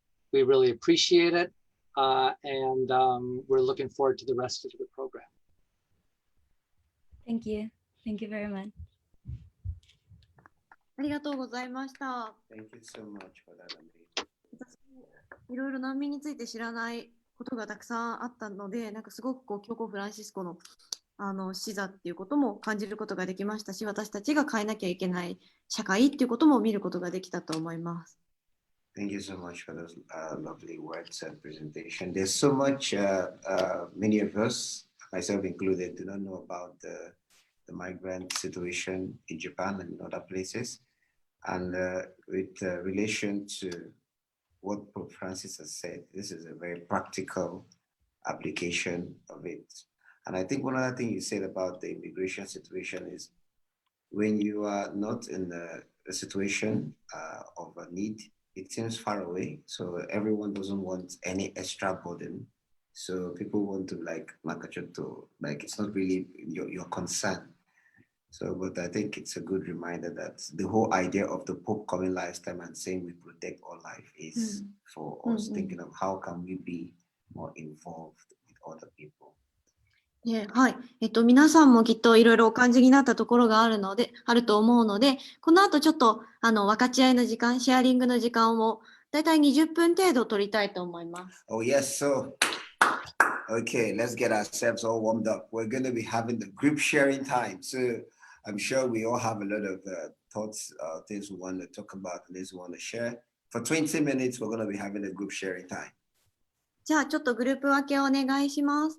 で、グループ分けお願いします。Okay, we're gonna, please, the technical team help us with the split up into groups. はい、で、その各、部屋が画面に表示されることとなりますので、ぜひその後はグループシェアリングの時間として、皆さんのご意見も言っていただけたらなと思います。私たちの方でも日本語英語通訳のできるファシリテーターを、一応用意してますので、その方にお任せ、ここからはお任せして、ぜひそのグループで話し合っていただきたいと思います。Okay, so from now, the technical team is going to help us split into breakout rooms. In the breakout rooms, do not worry. Whether you speak Japanese or English, we have bilingual members, facilitators in every group to help you pull through. So we'll split out into groups with the screen showing you what you need to do and how that needs to be done. はい。もうちょっとかな Miguel and Crystal will take over. Yes. So we'll split now. The groups are already split, so we will automatically assign each person to a group right now. Okay, thank you. Thank you very much. Facilitators, once you're already formed into groups, kindly explain the procedures to each of the members. Thank you. See you soon. See you soon. See you later. あと Facebook ライブでご覧の方はですね、今から私とクリスでちょっと皆さんとコメント欄も交えながらお話しさせていただきたいと思ってますので、皆さん参加できましたか？今、画面上におそらく皆さんの、参加する、できたできた。というわけで、私たちはここから Facebook ライブのコメントを見たいのですが、Okay. コメント見れる？どこから見るんだろう？ So if you're participating from Facebook, well, you can go into the group breakout rooms with us, but we're here to take your comments. 違う。And we would like to get your comments, and based on those comments, we're going to be having further conversations in the course of today's program. So let's see the Facebook Live.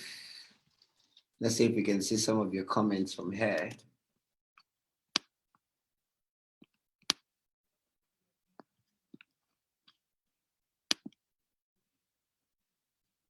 Mute the beats.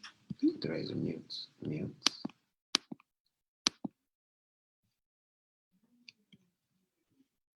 でも私の方じゃ見れないや。ちょっとスマホで見れる？コメントを見れる？ I can see the screen.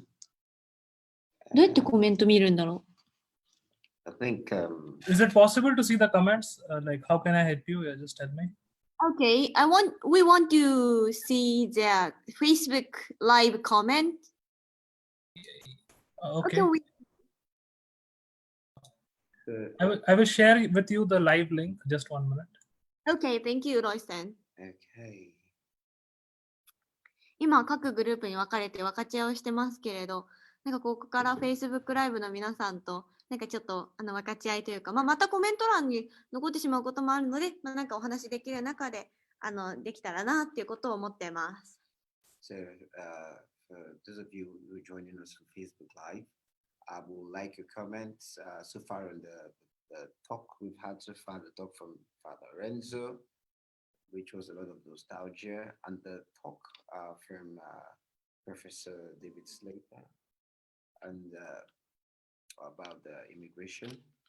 So if you have any contributions or any points or issues you think have touched you personally in the conversation so far, or contributions you would like to make, please feel free to write in and be a part of the conversation. どうかな？なんかもう各グループで、各グループじゃない、なんだっけ？何をとしたんだっけ？忘れちゃった。なんか。We're talking to in my life now. We're talking to those in live. Right? そう。Individual groups are having a conversation now based on all that we have shared so far. And they'll be having introductions and sharing of personal thoughts and opinions on how they have a new message. New message? ありがとう。これ、ロイソンが書いてくれるってことなのかな？ Okay, but let's see if we are seeing any comments. We have some. コメントもすごいたくさんついてる。ちょっと待って。これどうしたらできるんだろう？ Let's see if we can. でも私パソコンで見れないよ。Okay, let's try and see. どうやってやるんだろう。ちょっと待って。ロイストンがさ、画面共有してくれないかな？ロイストン、can you share the comment in the sharing on Zoom? I think this is what it Okay, is. thank you. It's okay. Yeah. And Chris can see that. Okay. So far, most of them is from the translation. そうだね。ほとんどなんかトランスレーターチームの人たちのコメントなのかな。じゃあ、コメント欄にぜひ書き込める方は書き込んでいただきたいと思います。今、11人の方にご覧いただいているっていうことなので、なんかトランスレーターチームを差し引いても、ごめんなさい。そう、トランスレーターチームを差し引いても何名かはもしかしたら見てくださってるのかな？それともなんか全部、どうする？全員この11人っていう数字がトランスレーターチームと私たちだったらっていう可能性も、ゼロじゃないですけども。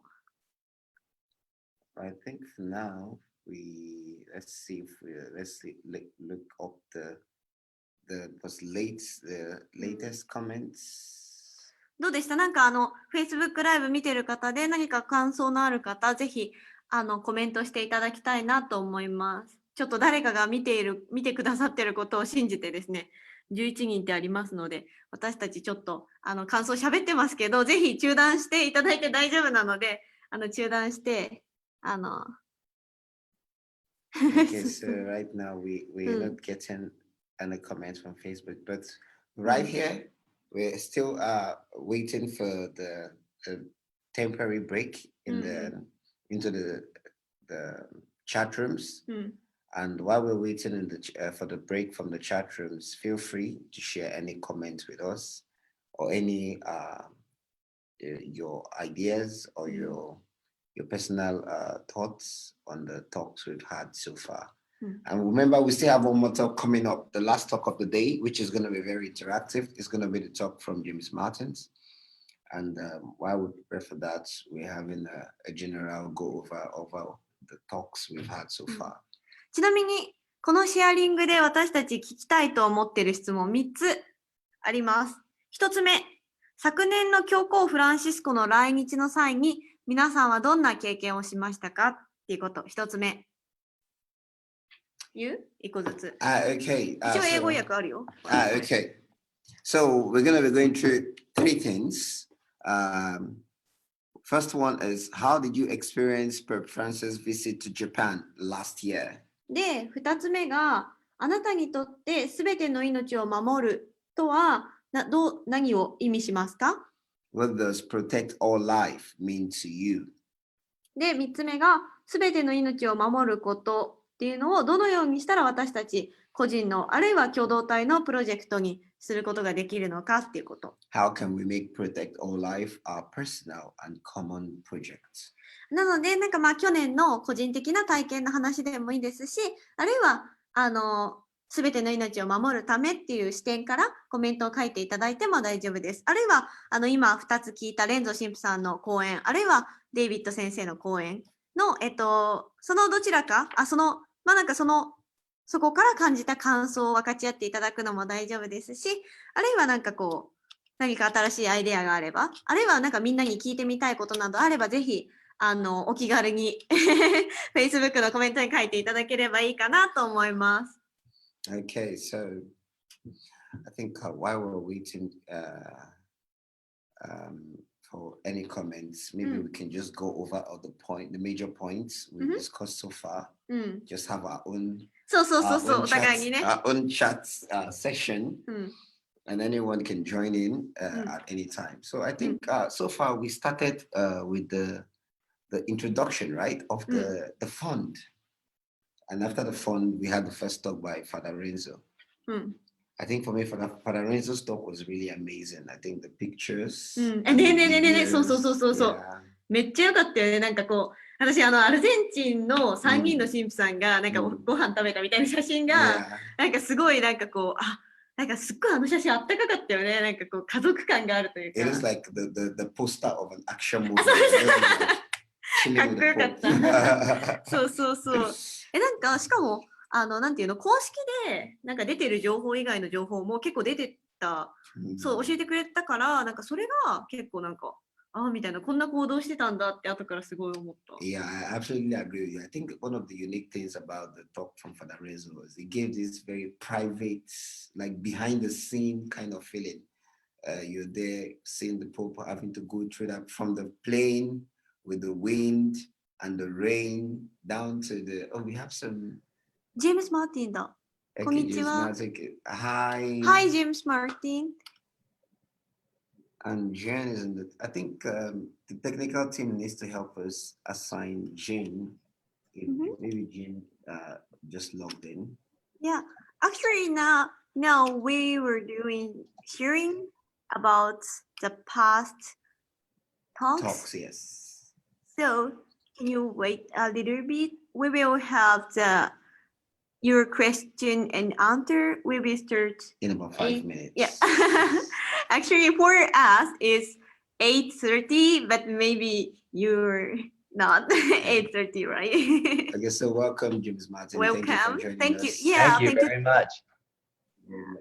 How are you? Very good. Good, We'll thank be starting you. the next talk in about 5-10 minutes. Right now, we're Oh, that's fine. having breakout sessions. So most of the participants have left this chat room to another room to discuss on the chat the talks we have already had so far. Okay. So this room is empty right now, but we are still actually live on other social media like Facebook and the rest, where people are free to comment. But for now, we're just having a rundown of the chat of what we can surmise from the talk we've had so far. Yeah. Okay, so なんかコメント来た？なんかコメント来た？ right now we still haven't gotten any comments Oh my God. on Facebook Live. Yeah. So I think so far most of the chat is going on Zoom in the Okay. breakout rooms. Okay. So no new chats on Facebook Live. So I think on Facebook Live people are only just watching but not commenting. Okay. Anyway. Okay, and I think from the last talk we just had with David Slater. ああね。いやいやねえねえねえねえ。0.4% はマジでやばい。Yeah, I think 0.4% the number of migrants accepted in Japan. That is, I was actually shocked. やばいやばいやばいやばいやばい。 I ほ was んとや really ばい。 shocked. ていうか So なんかね。 it means out of about 12,000, and the number is still going up, right? あ、そうそうそうそうそうね。申し込み者は多いのにね。 Yeah, so the applicants are increasing every year from 12 to about 14,000 applicants every year. And we only have accepted just 44. そう、やばいよね。何であんなにさ、書類あるわけじゃん。ものすごい書類を全員分用意して、 Yeah. で、なんかそんなに少ないの、本当でもね、サポートが必要だなっていう感じだよね。だって絶対さ、自分じゃさ、あんな大量の書類さ、無理じゃない？しかも外国にいてだよ。Yeah, because if you need to submit this amount of documents to apply to be a migrant, definitely you need to have some office to help with that. なんかしかもあとインタビューを見たからなんか普段なんか難民の方が日本にいてっていう話を聞くよりすごいなんかリアルに祈る対象が分かったというか、なんか絶対だって私外国に住むのだって不安なのになんか外国に来てしかもなんかそんなわけわかんない収容所に入れられてで国に返されるかもしれないっていうすごいこう怖い中戦っていて。なんかマジで本当に祈らなきゃいけないし、祈るだけじゃなくて、そういう具体的なサポートもなんかめっちゃしなきゃなっていう、なんかそれが大学の役割って言ってたのも本当わかるなっていう感じ。I think Haruka is bringing a very big point that it's very appreciative of the fact that, you know, from the last talk and those that were interviewed, the fact that they had this strong religious connection, which you can tell from the interview. Because just think of it, you are in a new country, you don't speak the language, you don't fully understand the culture, and you're trying to pull yourself through. And if you don't succeed with your application, you just get sent home with all the stress and problems and the strange people you've encountered. It's pretty scary and kind of tough. And so they must be going through a lot. Like they must be going through a lot. So I think the last talk just gave us an idea of, you know, how tough it is. And for me, I think, you know, today we're celebrating 1 year anniversary of the Pope in Japan, and the Pope was talking about inclusiveness, love, protect all life. This is a very, very practical case, right? Of what can I do to help those who are migrants? What can I do to help those who are less privileged? So I think it's a very eye-opening talk for me. なんか本当ね、今言ってくれたけど、その教皇が来て言ったことって命を守るためとか、他者と共になんか生きることとか、あと他者を愛することとか、本当になんか実践的な私たちの生活に本当に結びついてるような実践的な話がすごくたくさん出てきたし、なんか教皇の話でもそうだったし、まあ今日の難民認定のその話でもなんかすごくそのことが感じられて、なんか本当に私たちなんかしなきゃいけないなっていう。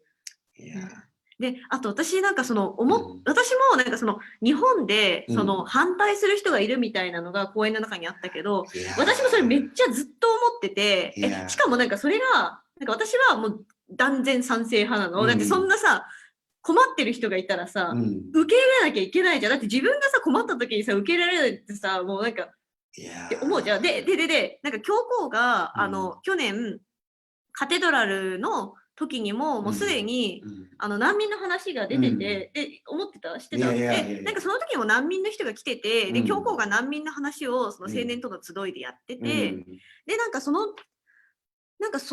ことに関してツイッターですごいなんか文句言ってる人がいて、私すっごいショックで寝込んだ。マジ落ち込んで寝込んだ。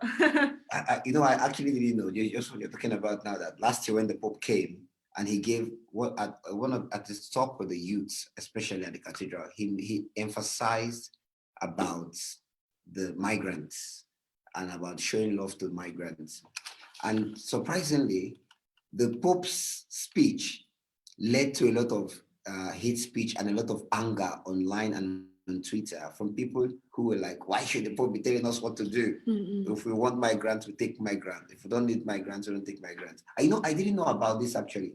I didn't know that there was that kind of reaction on Twitter. そうそうそうそう。なんか教皇が8匹来たみたいな話はみんななんか良かったねとか言って、なんか結構日本のツイッターとかでもバズって、なんかすごいリツイートとかされてたんだけど、一方で教皇が難民のことを話したみたいなのはすごい批判的なコメントばっかりで、なんで待ってみんな待ってなんでって思って本当びっくりした。Wow. So you see that this is a very, very touchy topic. Different people react to this in different ways. So I think this is very なんかコメントいただきました。暁の村前橋にも行ってみてください。過去の日本での難民支援の問題。暁の村っていうところがあるんだ。私も初めて知りました。難民支援やってるところなのかな。ちょっと調べてみます。ありがとうございます。コメントいただいて。Facebook の方なんか来てる。フランシスコ会がやってるところなのかな。ボランティア募集中だって。ベトナム難民の中で特に障害のある方たちを中心とした生活支援を行っている。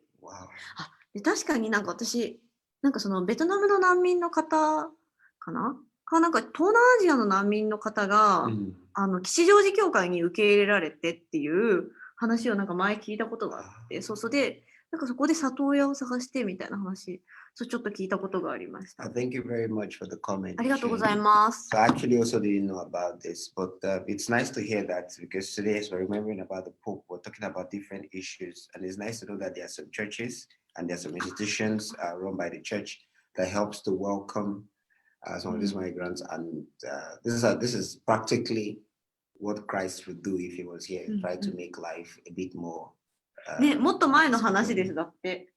だからなんかさっき見た、もっと前の話。そうさっきは、This is an old conversation. でさっき見たやつはなんかスリランカの人が一番多くてとかだったよね。I was surprised when we saw the last chart. The number of applicants for immigration in Japan, Sri Lankans were the most. I was so surprised. 1,005. びっくりした。なんかあと中東の人とかも結構、そう。だからアフリカと中東っていう感じだったよね。Please warm up the group sharing. Group sharing will be down 2 minutes. そうだね。まとめって感じだね。Okay, so in 2 minutes, we're going to be ending the group sharing, and then we'll be going to the next talk with James Martin XJ. And technical team, in case we have any comments from Facebook, because there's a lag on the Facebook here, so we may not get any comments coming in from our other live channels. So if you have any comments coming from any other channel, please, technical team, let us know. お願いします。またここからみんなが帰ってくるだろうね。Yes, so I think in a few minutes, the participants who are discussing about all of this conversation we've had today would join us back on the Zoom chat, and we can go to the last part of our talk today. ね、本当なんか1年前をゆっくり思い出す機会になったなっていう感じ。でもなんかその教皇が来たやっぱりなんかその教皇が来てなんか私も何かしたいと思ってその思いをなんかずっとこう続けていくなんかいい機会になったなっていう。Yeah, I agree with you. I think today has been a good time to like look back. Pope Francis message and what was the main message he passed, and then in addition, what can I do to contribute to the main message that he passed? I think it's a good reflection, and it's been so far it's been lovely. And I'm looking forward to the last part of today's program. そうなんか難民の話も本当に私に何ができるかっていうことに本当になんか密接に結びついてるなという感じ。Exactly. So it's not just about talking about the problems, but what can I do? うん How can I contribute my own parts そうそう to making up for the issues that the Pope raised when he came last year? ね、本当なんか実際に社会問題と本当に私が何ができるのかっていうことが本当に結びついているなっていう感じ。あ、コメントいただきました。長崎で聖歌隊の奉仕をしました。2つ目はどんな人にも優しくすることです。コメント of Facebook。ありがとうございます。あ、聖歌隊の奉仕なさったんですね。あ、そっかそっか、さっきの質問の1つ目、2つ目かな。はい、ありがとうございます。教皇フランシスコの時、聖歌隊での奉仕、なんかさっき、レンゾ神父さんも言ってたけど、すごいこう晴れて、感動的、ドラマティックだったっていうことをおっしゃってましたけど、はい、だったなと思います。うんうんうん。わ、すごい。雨が止んで。すごい感動的です。 Yeah, the comments we're getting, the memories for when the Pope came, it was so rainy and a lot of people had to stand. I remember a friend told me they stood in the rain for 1 hour waiting to welcome him at the embassy of the Vatican.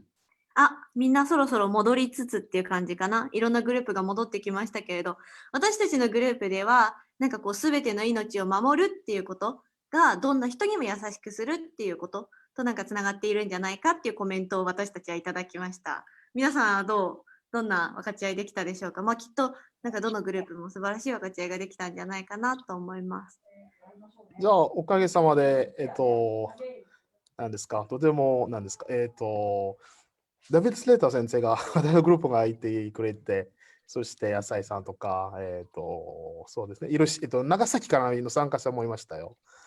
だから、とても、いい分かち合いできた。ありがとうございます。そして、ジェームス・マーティンの顔を見ていますので、もう来たから、Welcome, Father. Yes, だから、ニューヨークは朝でしょ、アルカちゃん。だから今多分6時半ぐらいかな。だから、そう。はい。Thank you very much. We had a good chat in their group, and they even had participants from the cities of Nagasaki. And remember, in the former talk before this one, in Nagasaki, they had a huge crowd that came out despite the weather to come and see the Pope. So thank you to the participants from all over the place. Thank you so much. We're glad to have you with us. よし、じゃあ次のセッション行きましょうか。Okay, let's go to the last session of the day. はい、じゃあ Q&A セッションで若者と、グローバルチャレンジでコロナにおいてっていうことで、ジェームス・マーティン神父さんにお話しいただきます。Okay, we're going to have the Q&A session, Youth and Global Challenges in Post-COVID-19 with Father J. Martin, SJ. Thank you so much for joining us such an early time over there at your end. で、ジェームス・マーティン神父さん、イエズス会の神父様で、作家でいらしていろんな本を書かれてます。で、あと、カトリック雑誌全般の、イエズス会のカトリック雑誌のほとんどだったりとか、あるいは、アメリカの全国のカトリック雑誌の編集とか、ライターをしてらっしゃる神父さんです。Okay, so Father Martins is a Jesuit priest, a writer, and editor at large of the Jesuit magazine America, the national Catholic magazine. じゃあ、ジェームス・マーティン神父さんお願いします。Okay, Father Martins, let's go. Yes, good morning. Ohayo gozaimasu. Ohayo gozaimasu. I want to say I'm very happy to be with you. It is dawn here in New York City, and I'm happy to join my Jesuit brothers and all of our friends from Japan, just to have a question and answer session about anything you'd like to talk about. And I'm just happy to be here. So congratulations on the year anniversary of the Pope's visit. I know it's an exciting time. He was here in the United States in 2015, and he was on the East Coast in Washington, New York, and Philadelphia. And there's nothing for a Catholic community like the visit of the Pope. And one of the things I think it does, which is so wonderful, is that it reminds us, whether we're in the United States or Japan, of the universality of the church, right? That the church is universal. And so when you see the Pope, it's like seeing the whole church. So in any event, I'm happy to be here. And I also want to say, since this is my first time speaking in Japan, that my father, when I was growing up, was someone who visited Japan very frequently. His job took him to Japan very often. And so when I grew up, I would get many letters from my father in Japan. Our house would have Japanese art in it. And so I feel very, very affectionate towards your country and towards your people.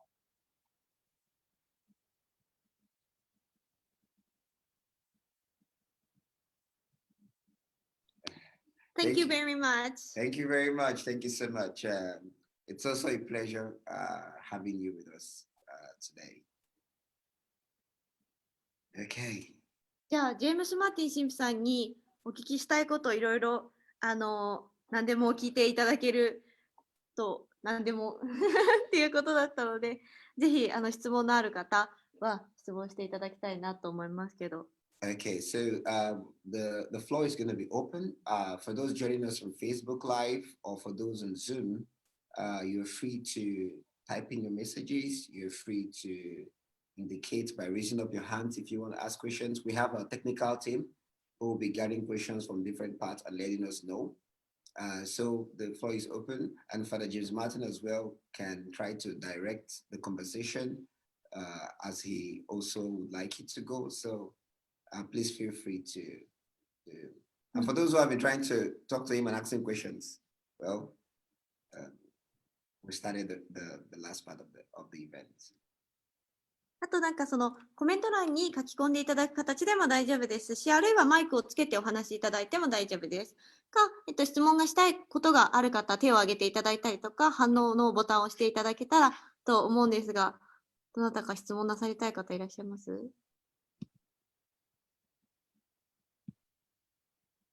？Miguel. Okay, please. Hello, my name is Miguel. Again, it's a pleasure to have you here, Father Martin. I'm originally from the Philippines, but now I'm living in Japan.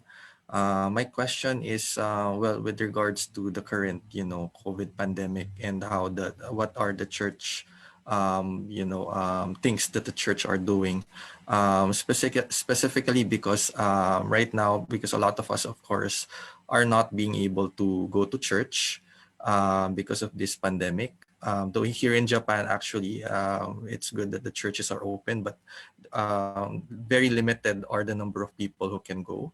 And it affects, of course, the spiritual lives of each one of us.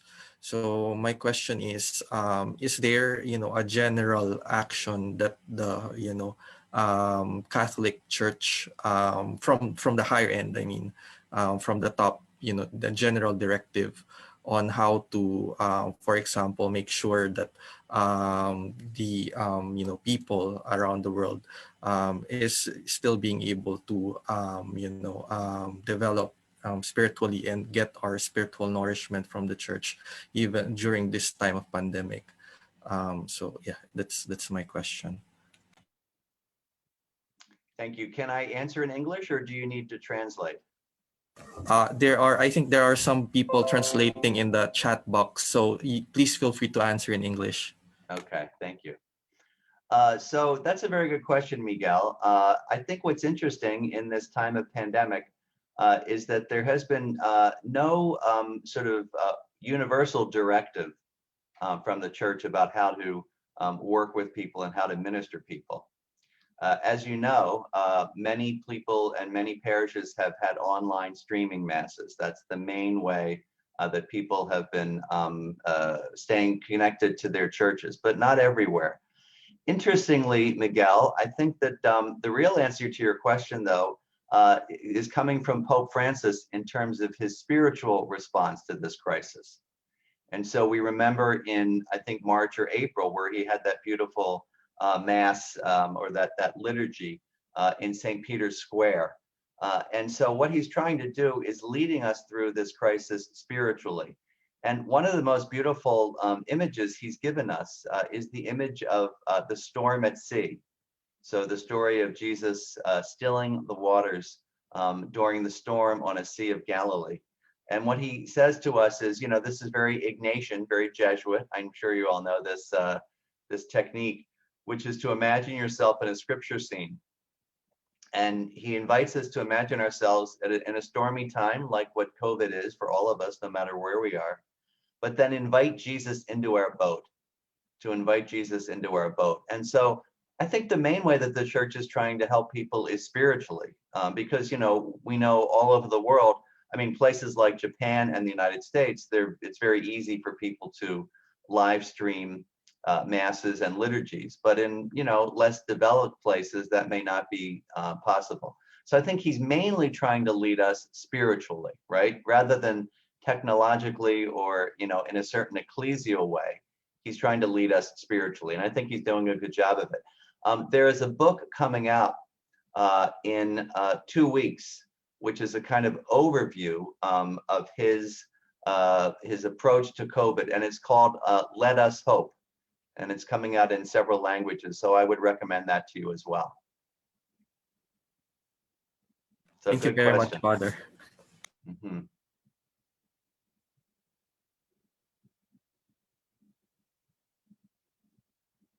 Thank you very much, Father, for that well summarized reply. Okay, then we have another question which is pretty similar to the former question we just had, but this time is a bit more specific. It's asking about what are the best online practices as seen in the US these days. So do you have any more specific examples? I meant more about supporting, less about organizing online mass and that sort of thing. How does the church mobilize its resources to continue its outreach and its supporting efforts that are so central to the church? You mean online, how they're doing that online? Correct. Yeah, so exactly. The online masses, I think, are the most common thing that people are doing. But I think what's happening is that you see more and more people and more parishes turning to social media. I know this is kind of obvious answer, but whereas in the past, you know, Facebook, live streaming, Instagram, and Twitter, I think parishes and dioceses that have shied away from that in the past, that have been reluctant to use those things, are now finding it ways to approach people. So I think social media is one way of doing it. But truly, David, I think that it's still so early in a sense in the pandemic that the church, you know, which takes a long time to change things, is still trying to figure out how to do that. I think there's a great controversy in the United States about limiting the number of people in church. And this is maybe more of an American problem, but the state, the government is asking us to limit the number of people, and some churches are saying that that's actually an infringement of religious liberty. So in other words, what am I trying to say? We're still trying to figure that out, your question. I think it's still trying to be figured out by the church. Thank you very much. ありがとうございます。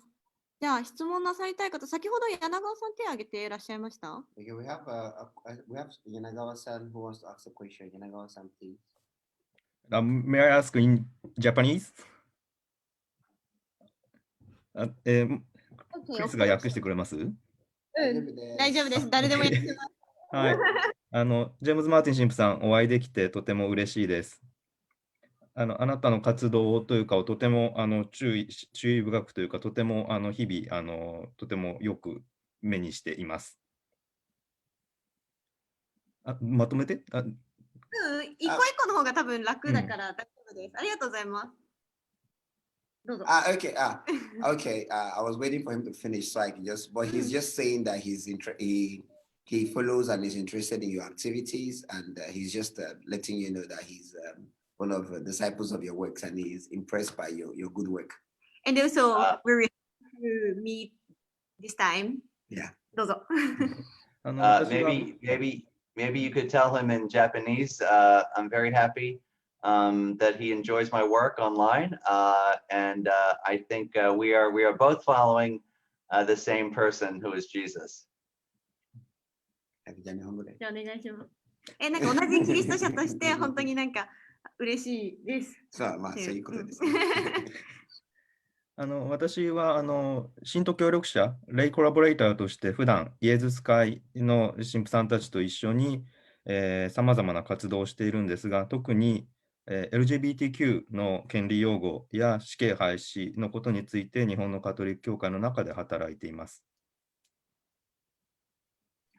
He's a collaborator with Jesuit priests and works on matters related to the LGBTQ. はい、続けてください。あと、死刑廃止のことも。Maybe you could tell him I want to thank him for his work for this group of people who are often marginalized in the church and who really need this kind of outreach. And this is, I think, where Jesus would be. When Pope Francis speaks, he often speaks about going to the margins. And so that's where we need to be.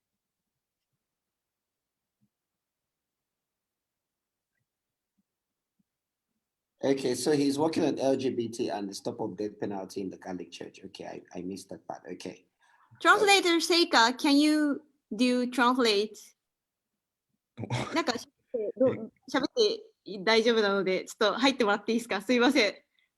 せいかちゃんがやってくれる？はい、英語で喋った方がいい？それとも。じゃあごめんなさい。じゃあ日本語でそのまま喋りますけど、昨日、アメリカでも死刑があったということ、とても私、心を痛めています。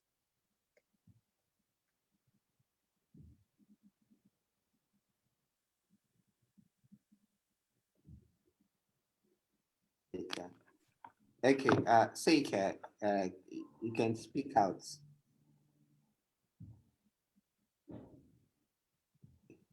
He's talking about his pains on capital punishment, but I want the translator to take over. So Seika, can you unmute your mic and translate directly while he talks? 直接マイクでだって。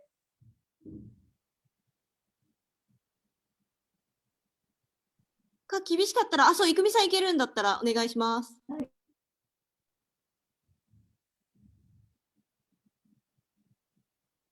Okay, go next. 大丈夫です。じゃあ、柳川さんすみません。続けてもらって。はい。もちろん私たち日本のカトリック教会もアメリカの今のちょっと混乱しているアメリカの人々、そしてアメリカの教会のために祈っていますし、どうか日本の教会のため、そして日本の国民のためにも祈っていただきたいと思っています。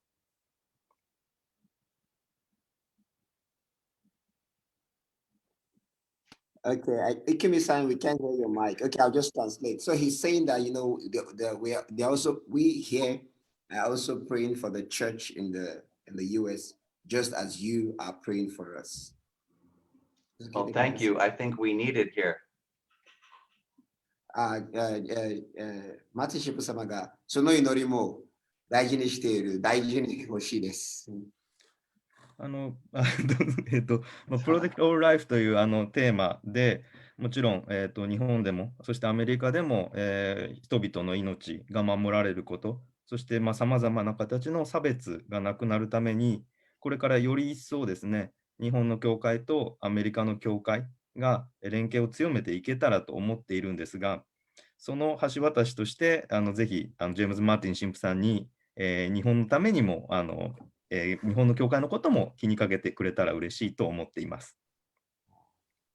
Okay, いい質問ですね。ありがとうございます。So what he's saying is, he has talked about his work with the LGBTQ, and he's talked about his work with the death penalty. So he's saying that in line with the Pope's theme of protect all life and the issues which exist in the United States, like racism and all of that, is it possible for you to also be more active with your work in terms of acting as a bridge between the church in the US and the church in Japan, like to enable more collaboration to reduce these issues of challenges of in terms of life, like the death penalty and racism?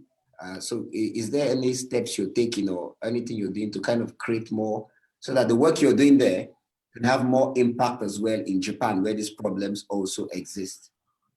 Well, that's a great question. I think one of the most, the easiest way for me is often when my books are translated into Japanese, which many of them have been.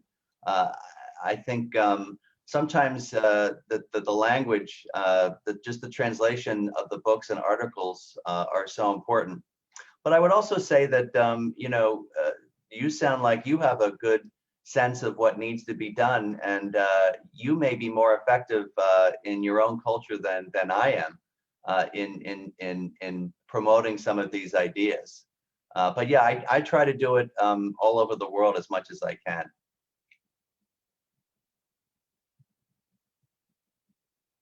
Let me just say one thing I think, and maybe the translator can help. One thing I think is very important is something that you talked about, which is talking about these things in terms of life issues, right? So that the sanctity of all life, the unborn, the refugee and migrant, which you were talking about before, the people who are poor, the people who are sick, and LGBTQ people. So I think one avenue for the church to understand these things is as life issues, the dignity of all life. And I think that for me has been a helpful way of framing the conversation. But thank you for your work. I say arigato. Thank you very much. Okay, thank you very much, Father James, for the reply. I think the translators are trying to summarize that, but I think the three major things which I think we can pick out of Father Martin's reply is that one step is translating his works into Japanese. なんかもう書いた本とかいろんな作成したものはあるので、それは翻訳できれば日本語でも読めるので、それが一つの方法。2番目は、もう今こういう質問すると、もう心は、you really have the heart to solve the problem. そうこういう心を持つのは、これが2番目の方、それが大事。と、まあ、これは最後としては、人生が一番大事。The importance of life, the value of life. そうどうやって考えても、差別でも、話にしても、デスペナルティにしても、全部はその人生の話となるので、So it's about taking life as その人生を大切にすること。それをその考えあれば人生を大切にするが、いつも思いをかけて行動するなら、こういう問題がどんどんなくなるんじゃないかな。という回答でした。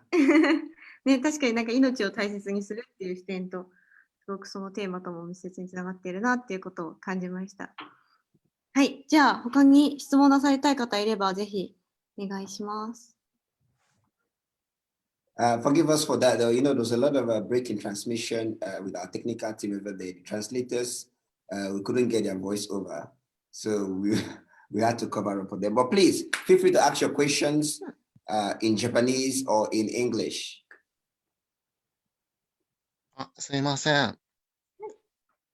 質問じゃないんですけど、アメリカの教会とその日本の教会、日本語でいいですか？もちろんです、もちろんです。はい。一緒に活動していきたいとお話あったじゃないですか、さっき。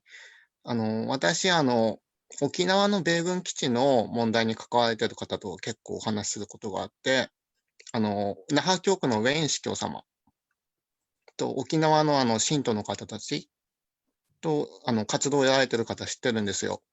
で、一緒に国会議員の方も入ってやられてて、質問じゃないんですけど、アメリカにその基地の問題があるってことを知ってほしいなっていうのと、アメリカの教会と一緒に活動されていただけたら嬉しいなっていうのをちょっと一言伝えていただければとお願いします。Now translate team translating his suggestion, so please wait a little bit. He mentioned about the US basis problem. Hey. Moment. Okay, so I think the question is he's involved in the US Army base in Okinawa, and he just wants to raise up this issue. It's a bit of a political issue. about the issue of the US base in Okinawa, talking about the relationship between the US and Japan. I don't know if but this is not a question. He's just saying, he's just raising that he thinks this is also one of the issues that we should have at the back of our mind when we talk about any collaboration between Japan and US. I think that's a very good thing to raise. I'm not an expert in it, but certainly in the United States, we have heard of the controversy and we've been following it. But that's a good point. Whenever we think about collaboration, we have to think about the things that sometimes might stand in the way of those things and to be honest about speaking about them. Thank you very much. We have a question. Well, I can't fully understand the question. It's from the... あ、本当だ。あった。we have a question, I think, コメントでね。 from Ikuyo Miyamoto. 多分とりあえず日本語で読んで、じゃあ。はい。日本 So 語で。 she's gonna read it in あ、 Japanese でも and then さ、 I'll say in 待って English. 待って。行くよ宮本さんがさ、いらっしゃったら、なんか直接、このコメントを読んでいただきたいなと思うんですけれど。はい、少し、もう少し、していただいたり。でき理ます不尽なことに声を上げてもよいと教皇様がおっしゃっていたように感じたんですけれども、聖書の中でマリア様がこう状況を受容したようにノーって言わないっていうことも聖書に書かれていると思うんですよ。そのことに関して日本人のクリスチャンは現実的な問題に対してどのように対処していけばいいか。日本だと割と収めるっていうかこう感受するっていう方がメジャーなような気がするんですけれどもクリスチャンとしてどういうふうにしていけばいいのかなってちょっと思ってはい、教皇様のお考えとかもうちょっともし分かればと思います。Okay, so the question is it's simple, but it's just I'm going to try to read through and try to put it in the way to understand. So when the Pope came, he said something about trying to speak out a bit more, and just like Mary, we should be willing to accept the situation. Like when Mary at the conception, not despite the situation, she accepted God's will and declared the situation upon herself. So what do you think? Japanese Christians, what do you think we should be able to do in terms of speaking out a bit more on issues and all of this?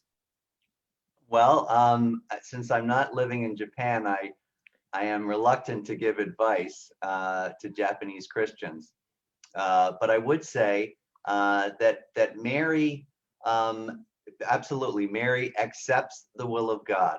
Okay. As at the Annunciation, right? So we look at the Annunciation. And today, of course, is the Feast of the Presentation of Mary. But Mary also asks questions.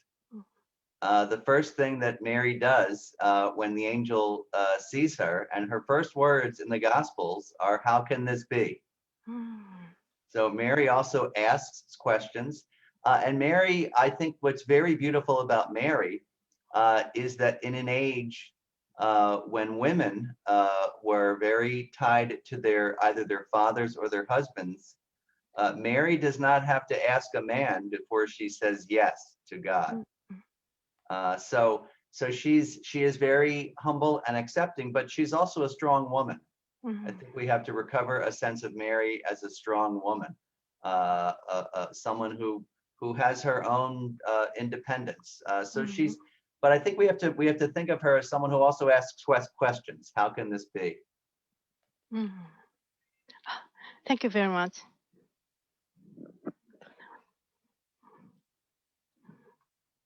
Thank you very much, Father Martins, for that. I think I agree with you. It's about not questioning God much, but allowing Him use us as instruments. Thank you very much to the translation team. They are working overtime, trying to, despite the technical challenges, going between Nihongo and Eigo in the chat box. テクニカルチームの皆さん、本当にありがとうございます。あと、翻訳チームの。神様に質問するとかいう態度ってマリア様の中でね、あるので、なんかそういうところとの兼ね合いっていうこともご指摘いただきました。ありがとうございます。続いての質問が、チャットに。来てるんですよ。来てるので、今ちょっとトランスレートチーム Clay's mic is on. これ。Okay. そう。 So we have a question from 庄司高松。庄司さん、ちょっと少し説明していただいたりとか、あと、なんかこの質問ちょっと読み上げていただけたらと思うんですが、マイクオンにできますでしょうか。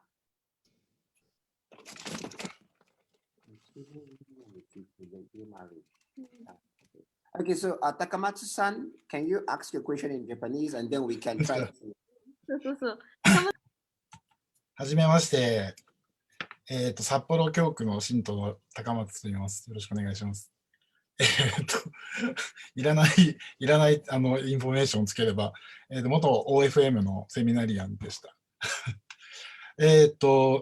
先月のローマの映画祭で、パパ様が、その同性同士のシビルユニオンに対して、容認と取られる、発言をなさいましたが、実際ですね、アルゼンチンでパパ様が大司教としてお働きになってたときに、同性婚を食い止めるために、シビルユニオンを推奨したっていう、働きがあったんですね。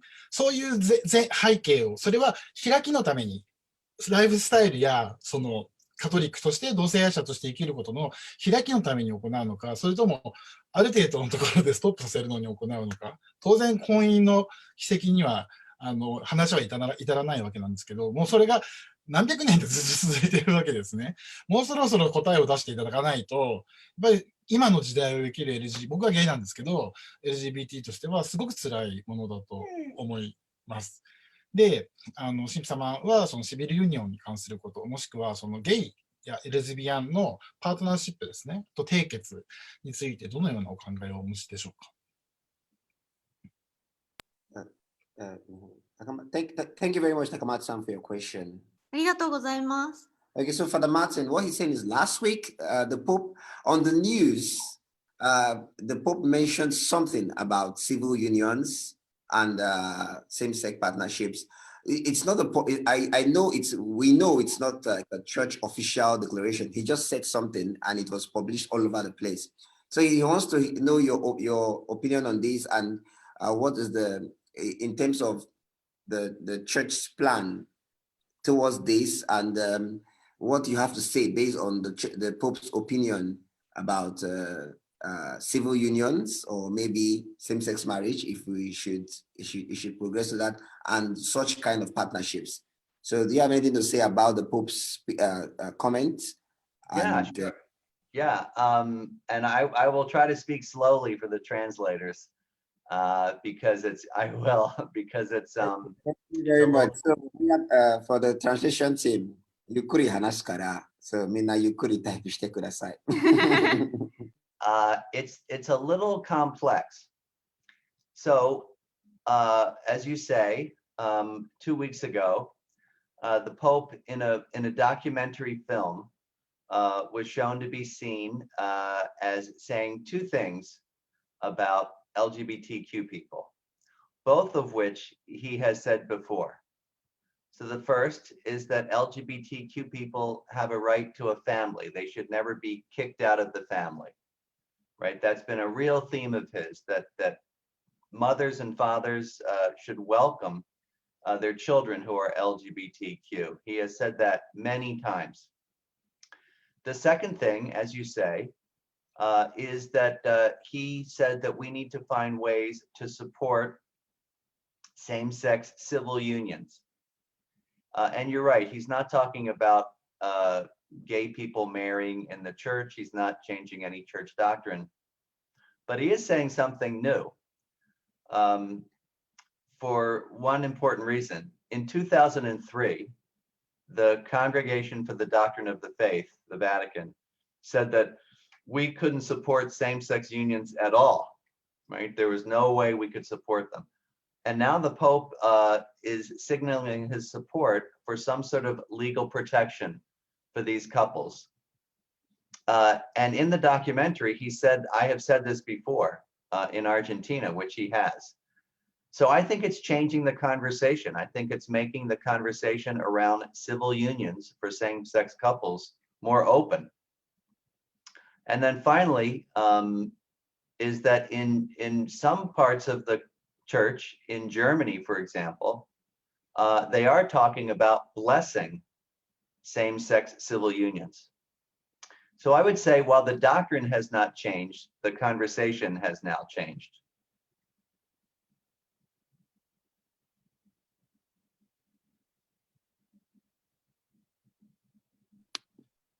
Okay, thank you very much for the Martin.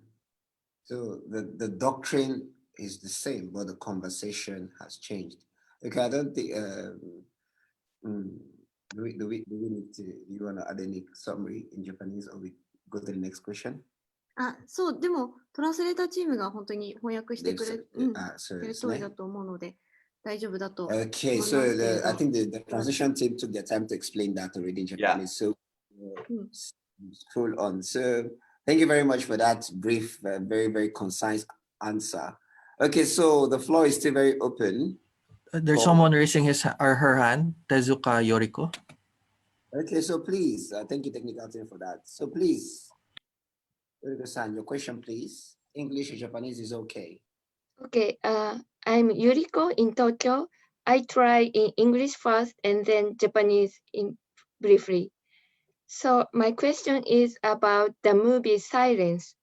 I think you contributed to the movie Silence, and I'm a religious of the Sacred Heart, and I had novitiate in the United States. And when I had a conversation with other novices of other congregations, some Americans said that too bad they apostatized, too cruel. And so my question is that, how do you see the way missionary lived in that age? And things have been changed in Japan, but still we are minority in Japan. And I'm wondering what is important to keep in mind as Christian in Japan. So, Arigato. Can I try in Japanese now for others? そう、私は映画の沈黙について質問をしました。ジェームス・マーティン神父様は、映画の沈黙に協力をなさっていらっしゃいます。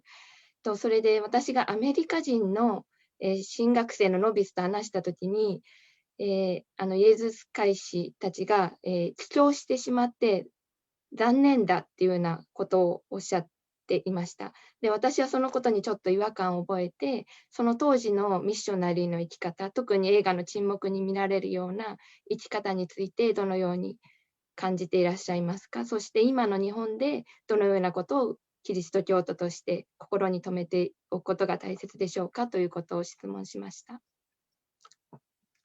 Please. Well, James Martin. I'm very moved to hear a question about silence from a Japanese Christian. And I would think of all people, you would understand silence maybe better than I would. But I did work as a consultant to Martin Scorsese in silence, and it was a wonderful experience. Reading again Shusaku Endo's novel, I've read it 2 or 3 times, and helping him translate it onto the screen. I think the question of apostasy is a very complicated one, because in the movie and in the book, the priest who's played by Andrew Garfield, right? He is listening to Jesus's voice, right? And Jesus's voice is asking him to trample on the fumie, on the image. And so in a sense, as I saw it, he's being faithful, right? So he's being faithful. And a lot of this discussion about the apostasy, I think, misses the idea that he's actually listening to Jesus's voice. He, as a good Jesuit, is trying to do something that seems to make no sense. The only way it makes sense is in his relationship with Jesus.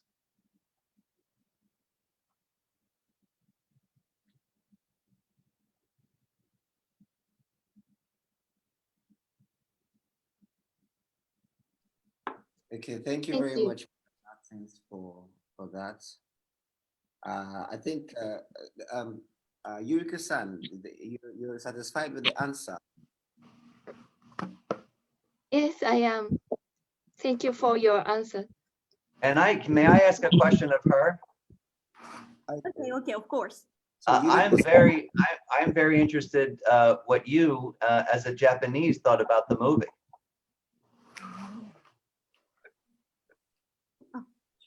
質問、日本人としての。そう、日本人としてなんかどう感じたかっていうことを今ジェームズ・マーティン・シンプさんからミスターに質問があります。Okay. It's a difficult question for me too. It's contradictory, or it's. But if there is someone who is suffering in front of me, and if I apostatize, then that person is going to be saved. And in this kind of setting, I think to be internally, to be faithful to God is the most important thing. But sometimes it is difficult to talk, having conversation on this movie with people from Western countries. Yeah, it's a very difficult movie to watch and a difficult movie for people to understand. May I share a funny story? Oh, please do. Yeah. So the premiere of the film was in Rome, in front of a group of about 100 Jesuits in Rome, and I helped to arrange it. And Martin Scorsese was there, the director. And one of the people who asked a question was a Jesuit from the Far East, who had stood up and asked a question of Martin Scorsese. And Martin Scorsese looked at me and said, "That's the best question I've ever been asked about this movie." And I said, "Well, you're being asked the question by someone who has lived that movie." So I think people in Japan may understand the movie better than people in the United States. Yeah, okay. Thank you so much. Thank you very much for the Martin. So in summary, there was no apostasy in that. So apostasyではないですね。その状況で。Okay, very complicated. Yeah, thank you very much for that good question, Yuriko-san. So, okay, we have another question, do we? Yeah, and maybe Clara, please. Okay.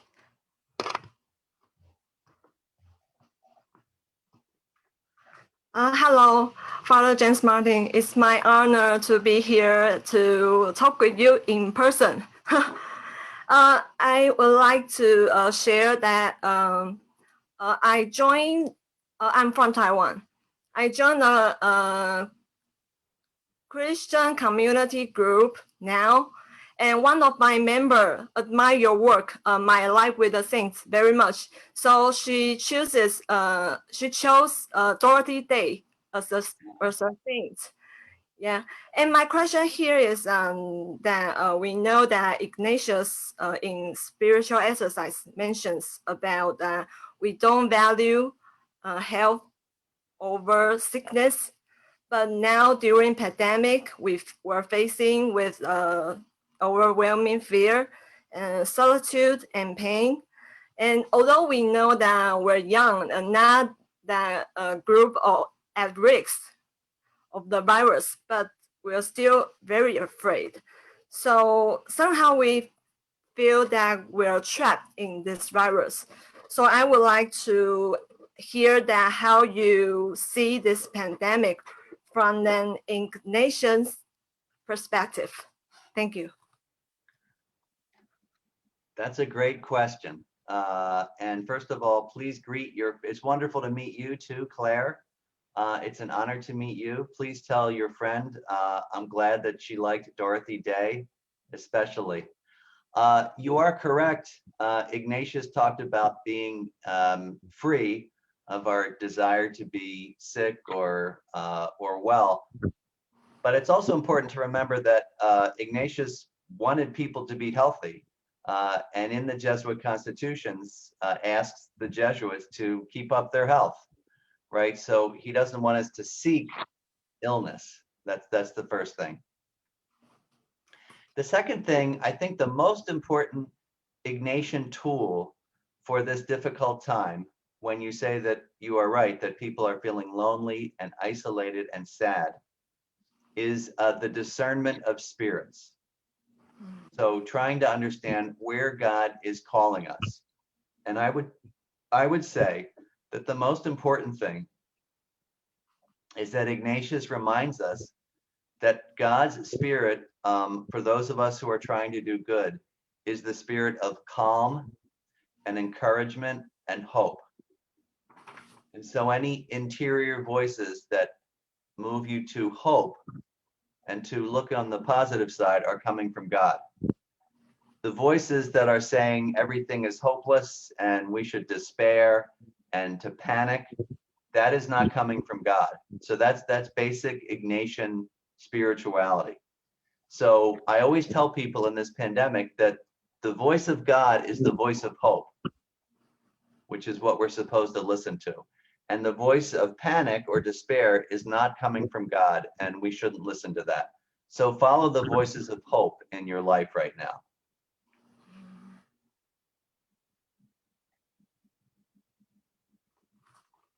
Thank you. You're welcome. Thank you. Thank you very much for that lovely summary. いいかな、質問して。May I ask question now? Sure, you can. Yeah, okay. And Sure. I'm student of Sophia University and my major is theology, and especially I study about the marriage of sacrament, and I want to ask about the problem issue of LGBTQ in church. And yeah, I totally agree with your opinion, and we have to do pastoral care about LGBT, and also we have to accept all of them, all of people. Of course, church is for everyone, but in the basis of the theology doctrine, how can we read the Genesis passage? In the Genesis, God made men and women, but in the real situation, we see the LGBTQ people and of course transgender and questioning. But in the Bible, God made men and women. How can we understand this passage in the practically and also theologically? Thank you. I will translate English to Japanese, and please wait a little bit. 私質問したの、私上智の大学で、結婚の秘跡を勉強してるんですけど、創世記の記述に神は男と女に作られたっていうところがあるんですね。でも現実は LGBTQ の人がいて、トランスジェンダーの方がいらっしゃったり、それになんか自分の性に疑問を抱いている人がいるっていう現実があるっていうことがなんか少し不思議だなと思いますし、なんかそれを私僕的に理解しようとすれば、なんか教会は受け入れるべきだ。それはすごい賛成なんです。で、私はなんかその LGBTQ のことに教会が取り組むってすごい大切なことだと思っているんですが、この聖書の記述を私たちどう理解したらいいのかっていうことを質問してみました。Okay, thank you, James Martin, please. Yeah, I think that's a great question. And I think the question is, how do we understand all of the Bible passages that talk about sexuality, that talk about men and women, that talk about sometimes homosexuality? And I think that one way is to really understand them in their historical context. So for example, Leviticus talks about restrictions against homosexuality. and we don't want to ignore it. But we also want to say, for example, in Leviticus, there are many other things that we understand differently. We don't stone people for blaspheming, right? We don't kill people for not observing the Sabbath. So we say, well, we understand these things differently today. Another idea is slavery, right? St. Paul talks about having slaves, and the Old Testament talks about slaves in an approving way. So the question is, we don't ignore those things, we don't set them aside, but we do understand them in a different way. And so I think to understand the Bible in its historical context is really interesting, because one important thing to remember is that Catholics are not fundamentalists when it comes to the Bible, right? Fundamentalists who take every single word of the Bible as not changing. Otherwise, we would support slavery. So I think to really study these passages and to understand them in their historical context to help us understand them better today is the way I like to go. Thank you so much. Yeah, actually, I feel same question about the issue of feminism. It's basic historical Judaist situation. So yeah, thank you so much. And anyone who so Nanami Uchiyama, can you say this question? You type it. Can you? Yes, sure. I have a question. I would like to hear how we can deal with this growing discrimination against particular groups of race, social status, and sexual orientation, perhaps due to the pandemic. And I would like to hear this with regard to the issue of identity politics in the United States or any other area, And this question came up from me because I sometimes feel fearful or little confused with what attitude as a Catholic to be involved in discussion or pray or initiate collaboration at school or workspace, at church, or in secure settings. So that's what I would like to hear. That's a very good question. And I think that one of the answers is in the parable of the Good Samaritan.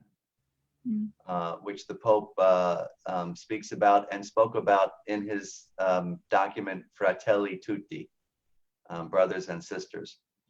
And it is in seeing the person, I think that's a very good question, seeing the person who we often consider as other, like someone else, the other, as our neighbor.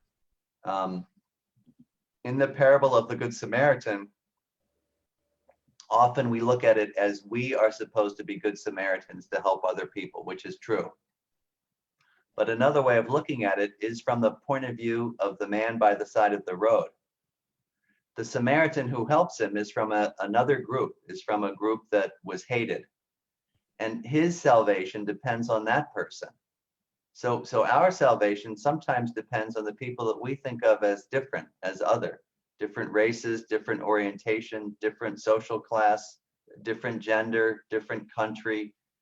And so it's a question of seeing the other person as our brother and sister. That's the first thing. The second thing is, I think what Pope Francis calls the culture of encounter. What does that mean? It means not seeing them as categories and not seeing them as abstract theories, but as individuals that we really come to know. He means that literally, that we encounter them and come to know them. So the first is seeing the Good Samaritan parable as a paradigm. The second is coming to know people individually as friends. But I want to say a third thing to you, because you raised a really good question about the difficulty of doing that. And that is sometimes we have to be prophetic. It may be difficult to stand up for people on the margins, different races, different orientations, different genders, different nationalities, refugees and migrants, LGBT people. But that's part of our call as Christians and as Catholics. In other words, it may not always be easy, and it may be that you are called to be a prophetic voice in your community for reaching out to these people on the margins. So I think, you know, you are, if you are asking those questions, you are right where you should be. So arigato. Oh, thank you very much. I have touched upon Fratelli Tutti in our Catholic social teaching class, and our discussion was on how much of inclusivity Pope Francis calling upon us. And several popes has been historically using the phrase, dear old men and women of goodwill, and he's inviting us all the time. But when we come to the core of the discussion, oftentimes that because we don't share the idea of divine, that we sometimes, at the very important moment, that we cannot understand each other or we cannot further go. And in those moments, I personally feel this absence of hope. And I always wonder who to ask or how we can overcome those issues beside prayer. Now, the question, do you mean people who don't understand the divine, people who don't believe in God? Is that what you mean? Yes, but in Japan, for example, Catholics are minorities, and also there's many Christians out there who are involved with social issues, but it's not atheism, but it's more of the idea of being involved with the social issues, but not accepting, however, for instance, the beauty of life or the value of life itself. They sometimes are involved with those just for their sake of activities. Yeah, I think that's a very good question. And I think that's the case in the United States and in many other places. We are, as Catholics and Christians, called to work with people who may not share our beliefs, who may not even believe in God, but we can be united in the good works. I think that's a difficult situation because often they don't, you're right, they don't share a lot of our values. But I guess we can, I think one of the things the Pope is saying is that we can still work with them, right? And we can also hope from time to time that individuals that we work with will see the church in a new way and will see the faith in a new way. And I would say, you know, for someone like yourself, I always tell people this, for a person with whom you are working who is atheist or secular, you, Nanami, right? Nanami Uchiyama, you might be the church for them. So you might be representing the church for them, and which is a beautiful thing. And that God has put you there as the representative of the church, as the representative of Christ. And that's another ministry that you might have with people. Okay, thank you so much. Yeah, we want to do many questions, but now time is over. So Yeah, we need to round up.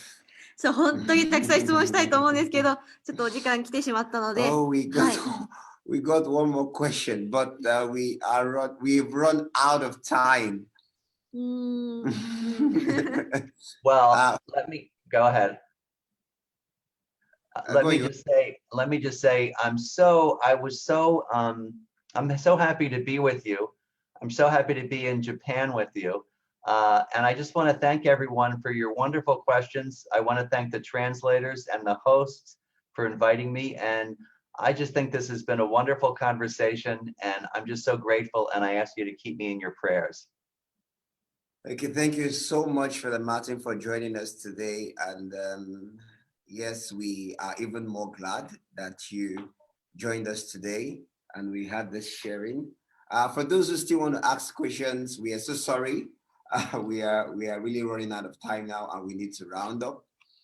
We hope we can do this again sometime soon and deliberate over these issues of faith with the youth and challenges that we have in the church in this modern time. So, arigato. 最後にジェームス・マーティン神父さん、ちょっとこのプログラムを最後締めるお祈りをお願いしたいと思ってます。So we would like Father Martins to help us with the closing prayer to end the program for today. Absolutely. So let's pray in the name of the Father and the Son and the Holy Spirit. Amen. Loving God, we thank you for bringing us together.